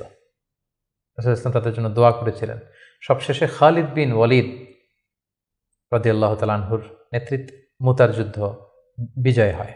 অষ্টম হিজরির সবচাইতে সিগনিফিক্যান্ট ইভেন্ট হচ্ছে ফাতহু মক্কা, মক্কা বিজয়, যেটার কারণ হচ্ছে হুদাইবিয়া সন্ধিতে একটা অ্যালায়েন্স হয়েছিল। বনু খুজা ছিল মুসলিমদের পক্ষে, বনু বকর ছিল কুরাইশদের পক্ষে, এবং কথা ছিল কেউ কাউকে অ্যাটাক করবে না।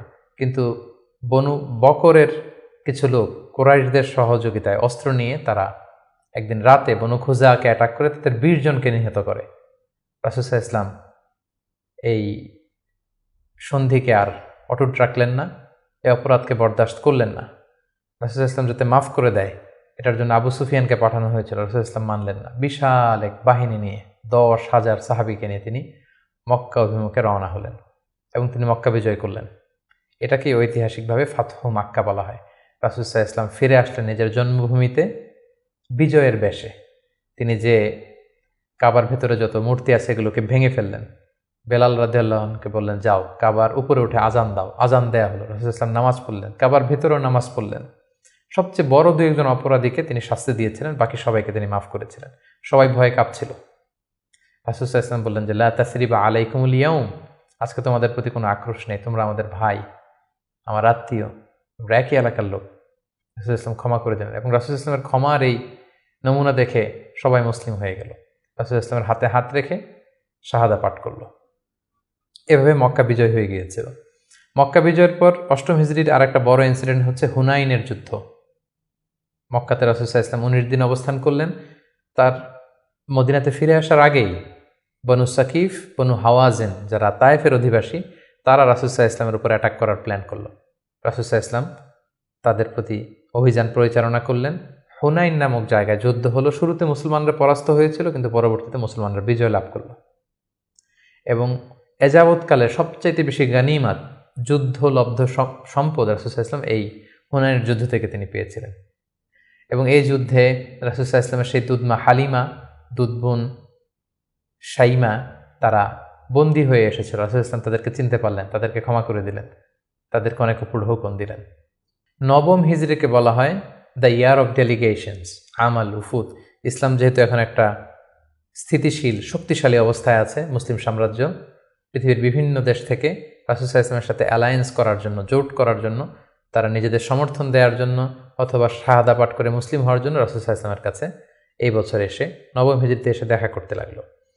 এবং নবম হিজরিতে একটা বড় যুদ্ধ হয়েছিল যেটাকে তাবুকের যুদ্ধ বলা হয়। নবম হিজরির রজব মাসে রাসূল সাল্লাল্লাহু আলাইহি ওয়াসাল্লাম রোমানদের বিরুদ্ধে যুদ্ধ করার জন্য তিনি অভিযান পরিচালনা করেছিলেন এবং এই সময়টা ছিল প্রচণ্ড গরমের সময় এবং খেজুর পাকার মুহূর্ত। ফসল পেকেছে, ফসল কেটে ঘরে উঠাতে হবে, প্রচণ্ড গরম, সফরের দূরত্ব অনেক বেশি। মুনাফিকরা নানা তাল বাহানায় রাসূল সাল্লাল্লাহু আলাইহি ওয়াসাল্লামের কাছে ওজর আপত্তি করল, রাসূল সাল্লাল্লাহু আলাইহি ওয়াসাল্লাম মেনে নিলেন আর মুসলিমদেরকে নিয়ে রাসূল সাল্লাল্লাহু আলাইহি ওয়াসাল্লাম তাবুকে গেলেন। তাবুকে যে রাসূল সাল্লাল্লাহু আলাইহি ওয়াসাল্লাম সেখানে 20 দিন অবস্থান করলেন। আসলে সেখানে কোনো যুদ্ধ হয়নি, মুমিনদের ইমানি পরীক্ষার জন্য আল্লাহ তাআলা সর্বশেষ পরীক্ষাটা করলেন।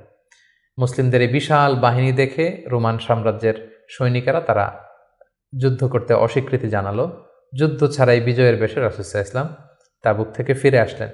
ফিরে আসার পথে রাসূল সাল্লাল্লাহু আলাইহি ওয়াসাল্লামকে জানানো হলো যে মুনাফিকরা একটা বিশেষ মসজিদ বানিয়েছে, সেখানে আপনাকে নিতে চায়। আপনি যে একবার নামাজ পড়াবেন, তারপরে সেখানে তারা ষড়যন্ত্র করবে। তাই তাদের ষড়যন্ত্রের মূলোৎপাটনের জন্য আপনি মদিনাতে ফেরার আগেই এই মসজিদকে জ্বালিয়ে দিবেন। আল্লাহ তাআলার অর্ডার। এই মসজিদের নাম হচ্ছে মসজিদে দিরার। মুমিনদের মধ্যে ডিভাইডেশন, ক্ষতি এবং সমাজের মধ্যে ক্যাওস সৃষ্টি করার জন্য, মুসলিমদের মধ্যে ঐক্যের মধ্যে ভাঙন তৈরি করবার জন্য তারা এই মসজিদ তৈরি করেছে। রাসূল সাল্লাল্লাহু আলাইহি ওয়াসাল্লাম পাঠালেন সাহাবীদেরকে, এই মসজিদকে জ্বালিয়ে দেয়া হলো। এবং এই নবম হিজরিতেই তায়েফের বনু সাকিব গোত্র এসে ইসলাম ধর্ম গ্রহণ করলো এবং রাসূলুল্লাহ সাল্লাল্লাহু আলাইহি ওয়াসাল্লাম নবম হিজরিতে আবু বকর রাদিয়াল্লাহু তাআলা আনহুকে হজের আমির বানিয়ে হজে পাঠালেন। বললেন যে, আবু বকর যাও, তুমি যে এবার হজের লিডিং তুমি দিবে, আর বলে আসবে যে আগামী বছর 10ম হিজরিতে আমি নবী হজে যাব। এবং বলে দিয়ে আসবে যে আগামী বছর থেকে কোনো মুশরিক আর হজ করতে পারবে না। রাসূল সাল্লাল্লাহু আলাইহি ওয়াসাল্লামের নির্দেশনা পেয়ে নবম হিজরিতে আবু বকর রাদিয়াল্লাহু তাআলা আনহু তিনি হজ পরিচালনার জন্য গেলেন এবং যাওয়ার পথে পথিমধ্যে সকল আরব গোত্রগুলোকে তিনি জানিয়ে দিলেন যে আগামী বছর কিন্তু নবী হজে আসবে, ফলে কোনো মুশরিক আর আগামী বছর থেকে হজের সুযোগ পাবে না। এবং এই নবম হিজরিতে রাসূল সাল্লাল্লাহু আলাইহি ওয়াসাল্লাম জাজিরাতুল আরবের বিভিন্ন এলাকায় ইসলামের দাওয়াত পৌঁছানোর জন্য বিভিন্ন সাহাবাদেরকে দায়িত্ব দিয়ে দাঈ ইলাল্লাহ হিসেবে পাঠিয়েছেন। এবং ঠিক তখনই আল্লাহ তাআলা আয়াত নাজিল করলেন, ওয়ারাআইতান নাসা ইয়াদখুলুনা ফি দীনিল্লাহি আফওয়াজা। অর্থাৎ হে নবী, আপনি দেখবেন দলে দলে জাজিরাতুল আরবে লোকজন ইসলামের ছায়াতলে চলে আসছে। এবং সেটাই হলো, দলে দলে লোকজন ইসলাম ধর্ম গ্রহণ করতে লাগলো। 10ম হিজরিতে রাসূল সাল্লাল্লাহু আলাইহি ওয়াসাল্লাম মুআয ইবনে জাবালকে আলী রাদিয়াল্লাহু তাআলা আনহুকে ইয়ামানে পাঠালেন, খালিদ বিন ওয়ালিদকে নাজরানে পাঠালেন এবং 10ম হিজরিতে রাসূল সাল্লাল্লাহু আলাইহি ওয়াসাল্লাম হজে বের হলেন। প্রায় লক্ষাধিক সাহাবাকে নিয়ে তিনি হজের জন্য গেলেন। সহিহ মুসলিমের বর্ণনা, জাবের রাদিয়াল্লাহু তাআলা আনহু বলেন, মদিনা থেকে জুলহুলাইফা থেকে হেরাম বেদে রাসূল সাল্লাল্লাহু আলাইহি ওয়াসাল্লাম যখন বেরোলেন, আমি তাকিয়ে দেখি ডানে হাজার হাজার সাহাবী, বায়ে হাজার হাজার সাহাবী, সামনে পেছনে হাজার হাজার মানুষ। যেখান দিয়ে যাচ্ছে লোকজন রাসূল সাল্লাল্লাহু আলাইহি ওয়াসাল্লামের কাফেলার সাথে হজের জন্য যুক্ত হচ্ছে। রাসূল সাল্লাল্লাহু আলাইহি ওয়াসাল্লামের এই হজটাকে বিদায় হজ বলা হয় এবং এই বিদায় হজে তিনি একটা ঐতিহাসিক ভাষণ দিয়েছিলেন, যেটাকে বিদায় হজের ভাষণ বলা হয়। দিনটা ছিল জুমাবার। রাসূল সাল্লাল্লাহু আলাইহি ওয়াসাল্লাম তিনি আরাফার ময়দানে জিলহজ মাসের 9 তারিখে ঐতিহাসিক ভাষণ দিয়েছিলেন, এই বিদায় হজের ভাষণ, যেখানে তিনি জাহিলিয়াতকে কবর দিয়েছিলেন। জাহিলিয়াতের সবকিছু তিনি সেদিন ড্যামলিশ করেছিলেন। সুদকে তিনি পায়ের নিচে স্থান দিয়েছিলেন এবং সেখানে তিনি মানবতার কথা বলেছেন, উইমেন রাইটসের কথা বলেছেন, নারী অধিকারের কথা, শ্রমিকদেরকে নিয়ে তিনি সেদিন কথা বলেছেন, সেখানে ভ্রাতৃত্বের কথা তিনি বলেছেন, সেখানে শিরকের বিরুদ্ধে তিনি আওয়াজ তুলেছেন। সেই ঐতিহাসিক বিদায় হজের ভাষণে তিনি মানুষদেরকে কল্যাণের পথে আহ্বান করেছেন এবং তিনি বলেছেন আমিরের আনুগত্যের কথা। এভাবে তিনি সেই ঐতিহাসিক ভাষণটি দিয়েছিলেন এবং সবশেষে তিনি বলেছিলেন যে, তোমাদের মাঝে আমি 2টি জিনিস রেখে গেলাম। ইঙ্গিত দিচ্ছিলেন যে আমার সময় শেষ হয়ে এসেছে, তোমাদের মাঝে 2টি জিনিস, I have left behind 2 things to you, 2টা জিনিস রেখে গেলাম। এই 2টাকে তোমরা যদি আঁকড়ে ধরো, তোমরা কখনো পথভ্রষ্ট হবে না। একটা হচ্ছে কিতাব আল্লাহ, আল্লাহর কিতাব, আর আরেকটা হচ্ছে সুন্নাতা রাসূলিহি, রাসূলের সুন্নাত। এই 2টাকে যারা আঁকড়ে ধরবে তারা কখনো পথভ্রষ্ট হবে না। এবং সেদিন ইসলামকে পরিপূর্ণ করে দেয়া হলো। আয়াত নাজিল হলো, আল ইয়াউমা আকমালতু লাকুম দীনাকুম ওয়া আতমামতু আলাইকুম নি'মাতি ওয়া রাদিতু লাকুমুল ইসলাম দীনা। হে নবী, আজকে তোমাদের জন্য দিনকে আমি পরিপূর্ণ করলাম, তোমার প্রতি আমার নেয়ামতের বাড়িধারাকে পরিপূর্ণ করলাম এবং ইসলামকে তোমাদের জন্য দিন হিসেবে দিয়ে আমি আল্লাহ সন্তুষ্ট হলাম। এটাই ছিল রাসূল সাল্লাল্লাহু আলাইহি ওয়াসাল্লামের সেই ঐতিহাসিক বিদায় হজের ভাষণ এবং সেটি ঘটেছিল 10ম হিজরিতে। হজ শেষ করে রাসূল সাল্লাল্লাহু আলাইহি ওয়াসাল্লাম মদিনাতে এসে তিনি রোমানদের বিরুদ্ধে যুদ্ধের জন্য রাসূল সাল্লাল্লাহু আলাইহি ওয়াসাল্লামের একজন প্রিয় সাহাবী উসামা বিন যায়েদ রাদিয়াল্লাহু তাআলা আনহুকে নেতা করে পাঠিয়েছিলেন, কিন্তু তিনি যেতে পারেননি। মদিনা থেকে বের হওয়ার কিছুদিন পরই তিনি শুনতে পেলেন যে রাসূল সাল্লাল্লাহু আলাইহি ওয়াসাল্লাম অসুস্থ। 11 হিজরির কথা। রাসূল সাল্লাল্লাহু আলাইহি ওয়াসাল্লাম অত্যন্ত অসুস্থ হয়ে পড়লেন এবং সেই অসুস্থতা থেকে তিনি আর সুস্থ হয়ে উঠলেন না এবং সেই অসুস্থতার কারণে রাসূল সাল্লাল্লাহু আলাইহি ওয়াসাল্লাম ইন্তেকাল করলেন। হিজরি 11 সনে রবিউল আউয়াল মাসের 12 তারিখ সোমবার রাসূলুল্লাহ সাল্লাল্লাহু আলাইহি ওয়াসাল্লাম এই পৃথিবী থেকে বিদায় নিলেন এবং তিনি আম্মা জান আয়েশা রাদিয়াল্লাহু তাআলা আনহার কোলের মধ্যে মাথা রেখে আম্মাজান আয়েশা রাদিয়াল্লাহু তাআলা আনহার ঘরের ভেতরে তিনি ইন্তেকাল করেছিলেন। ইন্তেকালের আগে তিনি বারবার বেহুশ হয়ে যাচ্ছিলেন এবং পানি আনতে বলছিলেন। পানির মধ্যে হাত ঢুকিয়ে তিনি চেহারার মধ্যে পানি লাগাচ্ছিলেন আর বলছিলেন, ইন্না লিল মাউতি লা সাকারাত, হায়রে মৃত্যুর এতই যন্ত্রণা, মৃত্যুর এত কষ্ট। রাসূল সাল্লাল্লাহু আলাইহি ওয়াসাল্লাম আম্মাজান আয়েশা রাদিয়াল্লাহু তাআলা আনহার হাতে মেসওয়াক দেখে, তার শ্যালক যখন মেসওয়াক করছিল তিনি সেখানে ফেল করে তাকিয়েছিলেন। আম্মাজান আয়েশা বুঝতে পেরেছিলেন যে তিনি মেসওয়াক করবেন। তিনি নিজ হাতে মেসওয়াকটি নিয়ে চিবিয়ে নরম করে রাসূল সাল্লাল্লাহু আলাইহি ওয়াসাল্লামের মুখে দিয়েছিলেন। তিনি ইন্তেকালের আগে মেসওয়াক করেছিলেন এবং তিনি ইন্তেকালের আগে বলেছিলেন, আসসালাত আসসালাত, উম্মতেরা নামাজ নামাজ, নামাজকে তোমরা ভুলে যেও না। ওমা মালাকাত আইমানুকুম, এবং তোমাদের কর্মচারীদের প্রতি, শ্রমিকদের প্রতি তোমরা অবিচার করো না। এই কথাগুলো বলে তিনি সর্বশেষ যে বাক্যটি উচ্চারণ করেছিলেন সেটি হচ্ছে, মা আল্লাযীনা আনআমা আল্লাহু আলাইহিম মিনান নাবিয়্যিন ওয়াস-সিদ্দীকিন ওয়াশ-শুহাদাই ওয়াস-সালিহিন, অর্থাৎ হে আল্লাহ, নবী, সিদ্দিক, শুহাদা, সালেহ তাদের সাথে যেন আমি থাকি। আল্লাহুম্মা ইলা রাফিকিল আ'লা, আমি আমার প্রিয়তম বন্ধু আল্লাহ তাআলার কাছে ফিরে যাই। এই কথা বলেই তিনি নিস্তব্ধ হয়ে গিয়েছেন এবং গোটা উম্মাকে দুঃখের সাগরে ভাসিয়ে খাতামুন নবিয়্যিন সাইয়্যিদুল মুরসালিন রাহমাতাল লিল আলামিন তিনি তার শেষ নিঃশ্বাস ত্যাগ করেন। এবং নবীরা যেখানে মারা যায় সেই জায়গাটি পবিত্র। নবীরা যেখানে ইন্তেকাল করেন সেখানেই তাদেরকে কবরস্থ করা হয়। রাসূল সাল্লাল্লাহু আলাইহি ওয়াসাল্লামকে আম্মাজান আয়েশা রাদিয়াল্লাহু তাআলা আনহার ঘরেই কবরস্থ করা হয়েছে এবং আজও মসজিদে নববীর পাশে সবুজ মিম্বারের নিচে পেয়ারা নবী আল্লাহর হাবিব সাল্লাল্লাহু আলাইহি ওয়াসাল্লাম মাহমুদ রাসূলুল্লাহ সাল্লাল্লাহু আলাইহি সাল্লাম সেখানে শায়িত আছেন। সম্মানিত সুধী, এ পর্যায়ে আমরা খুব সংক্ষিপ্ত পরিসরে রাসূল সাল্লাল্লাহু আলাইহি ওয়াসাল্লামের জীবনী থেকে আমরা কিছু লাইফ লেসন নিয়ে আসবো যে আমরা কি শিখতে পারি রাসূল সাল্লাল্লাহু আলাইহি ওয়াসাল্লামের জীবনী থেকে। প্রথম যেই লেসনটা আমরা উল্লেখ করতে চাই সেটা হচ্ছে, রাসূল সাল্লাল্লাহু আলাইহি ওয়াসাল্লাম খুব বড় মনের মানসিকতার অধিকারী ছিলেন, বড় হৃদয়ের অধিকারী ছিলেন। তিনি সবার জন্য ছিলেন। He use to think beyond the narrow borders. তিনি বড় হৃদয়ের অধিকারী ছিলেন, কখনো ন্যারো মাইন্ডেড ছিলেন না। উনি সবাইকে অ্যাকোমোডেট করতে চাইতেন। এজন্য আল্লাহ তাআলা বলেছেন যে, ওমা আরসালনাকা ইল্লা রাহমাতাল লিল আলামিন, হে নবী, আপনাকে আমি গোটা বিশ্ববাসীর জন্য রহমত করে প্রেরণ করেছি। তিনি শুধু আমাদের জন্য রহমত নন, মুসলিমদের জন্য রহমত নন, শুধু মুসল্লিদের জন্য রহমত নন, তিনি আলামিন, বিশ্ববাসীর জন্য রহমত।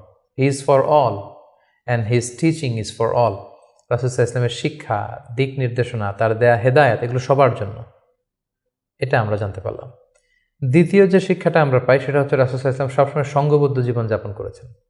আমরা যদি দেখি, মক্কাতে সঙ্গবদ্ধ, মদিনাতে সঙ্গবদ্ধ, যেখানে তিনি ছিলেন সঙ্গবদ্ধ ছিলেন। এবং আমরা যেন ইউনাইটেড থাকি, কোরআনের শিক্ষাটা তিনি বারবার বলেছেন, ওয়ালা তাফাররাকু, তোমরা বিচ্ছিন্ন হয় না, তোমরা আলাদা হয়ে জীবনযাপন করো না, বরং তোমরা সঙ্গবদ্ধ জীবনযাপন করো। রাসূল সাল্লাল্লাহু আলাইহি ওয়াসাল্লামের জীবনী থেকে আমরা এই শিক্ষাটাও পাই। 3 নম্বর যে শিক্ষাটি আমরা পাই রাসূল সাল্লাল্লাহু আলাইহি ওয়াসাল্লামের জীবনী থেকে সেটা হচ্ছে, তিনি পিস লাভার ছিলেন, শান্তিকামী। কখনো সংঘাতে, সহজে বিরোধে জড়াতে চাইতেন না। সবসময় শান্তি প্রতিষ্ঠায় তিনি অগ্রগামী ছিলেন। আমরা যদি দেখি যে কুরাইশদের সাথেও কিন্তু তিনি পিস ট্রিটি করেছেন, শান্তি চুক্তি। সাহাবারা রাজি হচ্ছিলেন না, কিন্তু তিনি করেছেন। মদিনায় এসে তিনি মদিনা চার্টার করেছেন, মদিনা সনদ করেছেন, ইহুদিদের সাথে একসাথে থেকেছেন, থাকতে চেয়েছেন, কিন্তু মদিনা সনদ ভঙ্গ হয়েছে যখন তারা বিশ্বাসঘাতকতা করেছে। তার মানে তিনি সবসময় শান্তির পক্ষে ছিলেন, শান্তিকামী তিনি ছিলেন। সো আমরা যারা নবীজির উম্মত বলে নিজেদেরকে দাবি করি, আমরা যেন সবসময় শান্তিকামী হই, আমরা যেন শান্তির পক্ষে থাকি, এটা আমাদের জন্য শিক্ষা। 4 নম্বর যে শিক্ষাটি আমরা পাই সেটা হচ্ছে, he was the flag bearer of justice. তিনি সবসময় ন্যায় বিচারের পক্ষে ছিলেন, ন্যায়ের পতাকাবাহী ছিলেন, ন্যায় বিচারের পতাকাবাহী। সবসময় ন্যায় যেখানে, সত্য যেখানে, ইনসাফ যেখানে, জাস্টিস যেখানে, তিনি সেখানে। তার প্রমাণ আমরা দেখি, 20 বছর বয়সে তিনি যখন যুবক, তখন তিনি হেলফুল ফুজুল নামে যুব সংঘ করেছেন। উদ্দেশ্য কী ছিল? যে মাল মাজলুম দিদ্দা জালেম, আমরা সবসময় মাজলুমের পক্ষে থাকবো, জালেমের বিরুদ্ধে। কোনো জালেম যেন কোনো ব্যবসায়ীকে, ভিনদেশিকে, কাউকে যেন ঠকাতে না পারে, মাজলুমের পক্ষে লড়বার জন্য তিনি এটা করেছেন। তার মানে ইনসাফ, জাস্টিস, ন্যায় পরায়ণতার পক্ষে তিনি সবসময় কাজ করেছেন। সো আমরা যেন সবসময় ন্যায় পরায়ণতার পক্ষে থাকি, এটাই আমাদের জন্য শিক্ষা। 5 নম্বর যে ব্যাপারটা আমরা দেখি যে, রাসূল সাল্লাল্লাহু আলাইহি ওয়াসাল্লামের পুরো জীবনীটা যদি আপনারা খেয়াল করেন, 40 বছর, তারপরে নবুয়তির 13 বছর, তারপর মদিনাতে 10 বছর, আমরা যদি দেখি যে সবসময় রাসূল সাল্লাল্লাহু আলাইহি ওয়াসাল্লাম একটা স্ট্রাগলের মধ্য দিয়ে গিয়েছেন। তিনি আল্লাহর নবী, শুধু নবী নয়, শ্রেষ্ঠ নবী, আল্লাহর হাবিব, তার কাছে কোরআন নাজিল হয়েছে, তার কাছে ওহী আসতো, আল্লাহর সরাসরি সাহায্য তিনি পেয়েছেন, আল্লাহর সাথে কথা বলতেন, কথা বলেছেন। তারপরও তার জীবন কিন্তু স্ট্রাগল মুক্ত ছিল না, সবসময় তিনি স্ট্রাগলের মধ্যে দিয়েছিলেন। আমরা একটু স্ট্রাগল করলে হতাশ হয়ে পড়ি, একটু বিপদে পড়লে হতাশ হয়ে পড়ি। আমরা যদি রাসূলের জীবনে দেখি তাহলে আমরা বুঝতে পারবো না, হতাশ হওয়া যাবে না, ধৈর্য ধারণ করতে হবে, কারণ struggle is the part of our life. আমার নবী স্ট্রাগল করেছেন, তিনি সংগ্রাম করেছেন, সো সংগ্রাম আমাদের জীবনের অংশ। এই শিক্ষাটা আমরা পাই। 6 নম্বর যে শিক্ষাটি আমরা পাই সেটা হচ্ছে রাসূল সাল্লাল্লাহু আলাইহি ওয়াসাল্লাম ব্যক্তিগত জীবনে অত্যন্ত সৎ ছিলেন। ট্রুথফুলনেস ছিল ওনার গুণ, ট্রাস্টওয়ার্দিনেস অর্থাৎ সত্যবাদিতা এবং আমানতদারিতা। যে কারণে যে কুরাইশরা রাসূল সাল্লাল্লাহু আলাইহি ওয়াসাল্লামের বিরোধিতা করত, তারাই রাসূল সাল্লাল্লাহু আলাইহি ওয়াসাল্লামকে উপাধি দিয়েছিল আস-সাদিক আল আমিন, সত্যবাদী, আমানতদার। এবং তিনি যখন সাফা পাহাড়ের উপরে দাঁড়িয়ে বলেছেন, আমি একটা তথ্য দিলে বিশ্বাস করবে? সবাই বলল, হ্যাঁ অবশ্যই করব, কারণ আমরা তো কখনো তোমার কাছ থেকে মিথ্যা বলতে শুনিনি। সুবহানাল্লাহ, চিন্তা করেন, নিজের জাতিগোষ্ঠীর এত বড় অ্যাকনোলেজমেন্ট, সবাই এক স্বরে বলে উঠল, মা জাররাবনা আলাইকা ইল্লা সিদকান, সত্য ছাড়া মিথ্যা তো কখনো শুনিনি। যেদিন তিনি হিজরত করবেন সেদিন তিনি তার ঘরে রাসূল সাল্লাল্লাহু আলাইহি ওয়াসাল্লাম আলী রাদিয়াল্লাহু তাআলা আনহুকে রেখে গিয়েছিলেন। কেন? কারণ ওনার কাছে মক্কার অনেক লোকেরা আমানত রেখেছিল, সেই আমানতগুলো বুঝিয়ে দিতে আলী রাদিয়াল্লাহু তাআলা আনহুর 3 দিন সময় লেগেছিল। এত পরিমাণে ডিপোজিট ছিল, আমানতের বিভিন্ন জিনিসপত্র ছিল, সেগুলো আলী রাদিয়াল্লাহু তাআলা আনহু বুঝিয়ে দিয়ে তারপরে তিনি হিজরত করেছেন। কতটা আমানতদার ছিলেন আমাদের প্রিয় নবী। এবং ওনার এই ব্যবসায় আমানতদারিতায় মুগ্ধ হয়েই কিন্তু খাদিজা রাদিয়াল্লাহু তাআলা আনহা রাসূল সাল্লাল্লাহু আলাইহি ওয়াসাল্লামকে বিয়ের প্রস্তাব দিয়েছিলেন। সো তার উম্মত হিসেবে আমাদের উচিত সত্যবাদী, সৎ এবং আমানতদার হওয়ার চেষ্টা করা। 7 নম্বর যে শিক্ষাটি আমরা রাসূল সাল্লাল্লাহু আলাইহি ওয়াসাল্লামের জীবনী থেকে পাই সেটা হচ্ছে রাসূল সাল্লাল্লাহু আলাইহি ওয়াসাল্লামের একটা ফ্রেন্ডলি ইন্টারাকশন ছিল তার ফলোয়ারদের সাথে, good interaction with the followers. সাহাবীদের সাথে খুবই সুসম্পর্ক ছিল এবং সাহাবীরা কোনো পরামর্শ দিলে সেটা ভালো হলে তিনি আমলে নিতেন। আমরা যদি বদরের যুদ্ধের ঘটনাটা একটু রিভাইজ করি, আমরা দেখব যে মুসলিমরা যে এক জায়গায় তাঁবু গাড়ল, তখন হাব্বাব ইবনুল মুনজির রাদিয়াল্লাহু তাআলা আনহু বললেন, ইয়া রাসূলুল্লাহ, এখানে যে তাঁবু গাড়লেন এটা কি ওয়াহি না আপনার ডিসিশন? রাসূল সাল্লাল্লাহু আলাইহি ওয়াসাল্লাম বললেন যে না, আল্লাহ অর্ডার করেন, এটা আমার ডিসিশন। তিনি বললেন, না ইয়া রাসূলুল্লাহ, এখানে তাঁবু গাড়াটা ঠিক হয়নি, আমাদেরকে অবস্থান নিতে হবে ওই জায়গায়, ফলে বৃষ্টির পানি আমরা পাবো, কুয়ার পানি আমরা পাবো, আর মুশরিকরা, কুরাইশরা তারা পানি পাবে না, আমরা পানি পান করব, ওরা পানির অভাবে মারা যাবে যুদ্ধ ছাড়াই। রাসূল সাল্লাল্লাহু আলাইহি ওয়াসাল্লাম বললেন, তাই তো, চমৎকার আইডিয়া, তাহলে সেটাই করি, চলো চলো আমরা এখান থেকে যে হাব্বাব যেখানে বলেছে সেখানে তাঁবু গাড়ি। তার মানে কতটা ফ্রেন্ডলি একটা ইন্টারাকশন ছিল ফলোয়ারদের সাথে। আমরা যদি খন্দকের ঘটনাটা দেখি, যে বিশাল যে পরীক্ষা খনন করা হলো, এটা কিন্তু সালমান আল ফারিসি রাদিয়াল্লাহু তাআলা আনহুর পরামর্শে তিনি করেছিলেন। আমাদের অনেক লিডারদের মধ্যে একটা বসি ভাব থাকে, যে আমি সব জানি, আমার ফলোয়াররা কিছুই জানে না, আমার টিমের লোকেরা কিছুই জানে না। না, রাসূল সাল্লাল্লাহু এটা করতেন না। কারোর কাছ থেকে কোনো ভালো কনসালটেশন, কোনো পরামর্শ আসলে পলিসি মেকিংয়ে তাদের কথাও তিনি রাখতেন। সুবহানাল্লাহ, এটা একটা গুড লিডারের বৈশিষ্ট্য। 8 নাম্বার যে শিক্ষাটা আমরা পাই সেটা হচ্ছে রাসূল সাল্লাল্লাহু আলাইহি ওয়াসাল্লাম হেভিলি ফোকাসড ছিলেন তার মিশনে, এক্সট্রিমলি ফোকাসড রাসূল সাল্লাল্লাহু আলাইহি ওয়াসাল্লাম ছিলেন।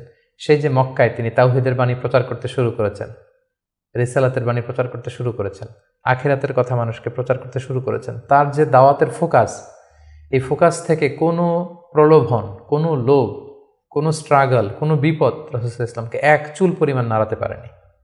সো আমরা যদি জীবনে সফল হতে চাই, আমাদের ফোকাস ঠিক রাখতে হবে। ফোকাস থেকে আমরা নড়ে গেলে কিন্তু আমরা সফলতার দেখা পাবো না। 9 নম্বর যে শিক্ষাটা আমরা পাই, রাসূল সাল্লাল্লাহু আলাইহি ওয়াসাল্লামের কম্প্যাশনেট অ্যান্ড মার্সিফুল অ্যাটিটিউড। রাসূল সাল্লাল্লাহু আলাইহি ওয়াসাল্লামের দয়াদ্র মানসিকতায় অনেক শত্রু কিন্তু রাসূল সাল্লাল্লাহু আলাইহি ওয়াসাল্লামের বন্ধু হয়ে গিয়েছিল, ঈমান এনেছিল, আমরা দেখেছি। মক্কা বিজয় যখন করেছিলেন, চাইলে পিষে মারতে পারতেন কুরাইশদেরকে, যারা বছরের পর বছর জন্মভূমি থেকে দূরে থাকতে বাধ্য করেছিল রাসূল সাল্লাল্লাহু আলাইহি ওয়াসাল্লামকে। রাসূল সাল্লাল্লাহু আলাইহি ওয়াসাল্লাম কী করলেন? বললেন যে না, লা তাসরিবা আলাইকুমুল ইয়াউম, কোনো প্রতিশোধ, হিংসা কিছু নেই, ক্ষমা করে দিলাম, যাও তোমরা স্বাধীন।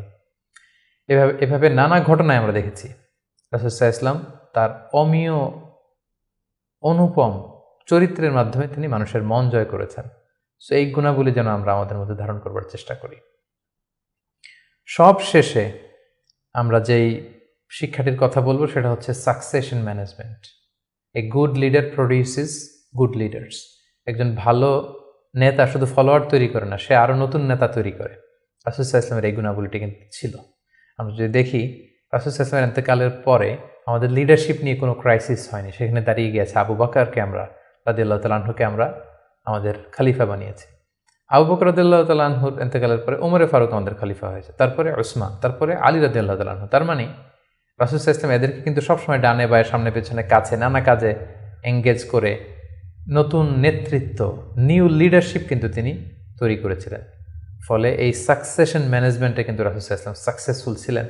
এবং এখান থেকে আমরা যারা লিডারশিপ কোয়ালিটি আমাদের আছে, আমরা যেন নতুন লিডার তৈরি করে যেতে পারি উম্মার জন্য, এই শিক্ষাটি কিন্তু আমরা পাই।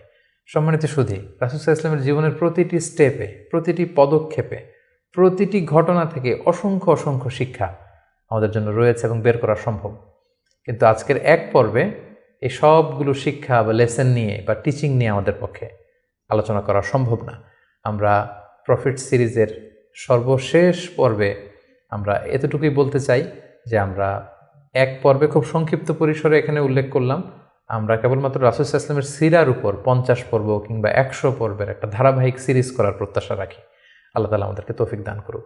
সম্মানিত সুধী, রাসূল সাল্লাল্লাহু আলাইহি ওয়াসাল্লামের ফলোয়ার বা উম্মাহ হিসেবে আমাদের উচিত রাসূল সাল্লাল্লাহু আলাইহি ওয়াসাল্লামের আদর্শকে আমাদের জীবনে বাস্তবায়ন করা, তার প্রতি ভালোবাসার সর্বোচ্চ নমুনা পেশ করা, তার সম্মান আমাদের সম্মান। তাকে যখন গালি দেওয়া হয়, তার বিরুদ্ধে যখন কটু কথা বলা হয়, আমরা যেন তখন এটার প্রতিবাদ করি, লেখনের মাধ্যমে, বক্তব্যের মাধ্যমে, একত্রিত হয়ে বিভিন্ন ইভেন্টস করার মাধ্যমে রাসূল সাল্লাল্লাহু আলাইহি ওয়াসাল্লামের রেখে যাওয়ার শিক্ষা যেন আমরা আমাদের বাস্তব জীবনে কাজে লাগাই, আমরা যেন অন্যের কাছে পৌঁছাই, আমরা যেন সোশ্যাল মিডিয়াতে ছড়িয়ে দেই এবং রাসূল সাল্লাল্লাহু আলাইহি ওয়াসাল্লামের এই শিক্ষা যেন আমরা আমাদের অমুসলিম ভাই বোনদের কাছে পৌঁছাতে পারি। আমরা যেন রাসূল সাল্লাল্লাহু আলাইহি ওয়াসাল্লামকে আমাদের জীবনের চাইতে বেশি ভালোবাসতে পারি। আমরা যেন বেশি বেশি রাসূল সাল্লাল্লাহু আলাইহি ওয়াসাল্লামের প্রতি দুরূদ পড়ি, তার রেখে যাওয়া শিক্ষা এবং আদর্শ যেন আমরা মেনে চলতে পারি। আল্লাহ তাআলা আমাদের সবাইকে কথাগুলো বোঝার, আমল করার তৌফিক দান করুক। হাযা মা ইনদি ওয়াল ইলমু ইনদাল্লাহ আলাইহি তাওয়াক্কালতু ওয়া ইলাইহি উনীব। আসসালামু আলাইকুম ওয়া রাহমাতুল্লাহি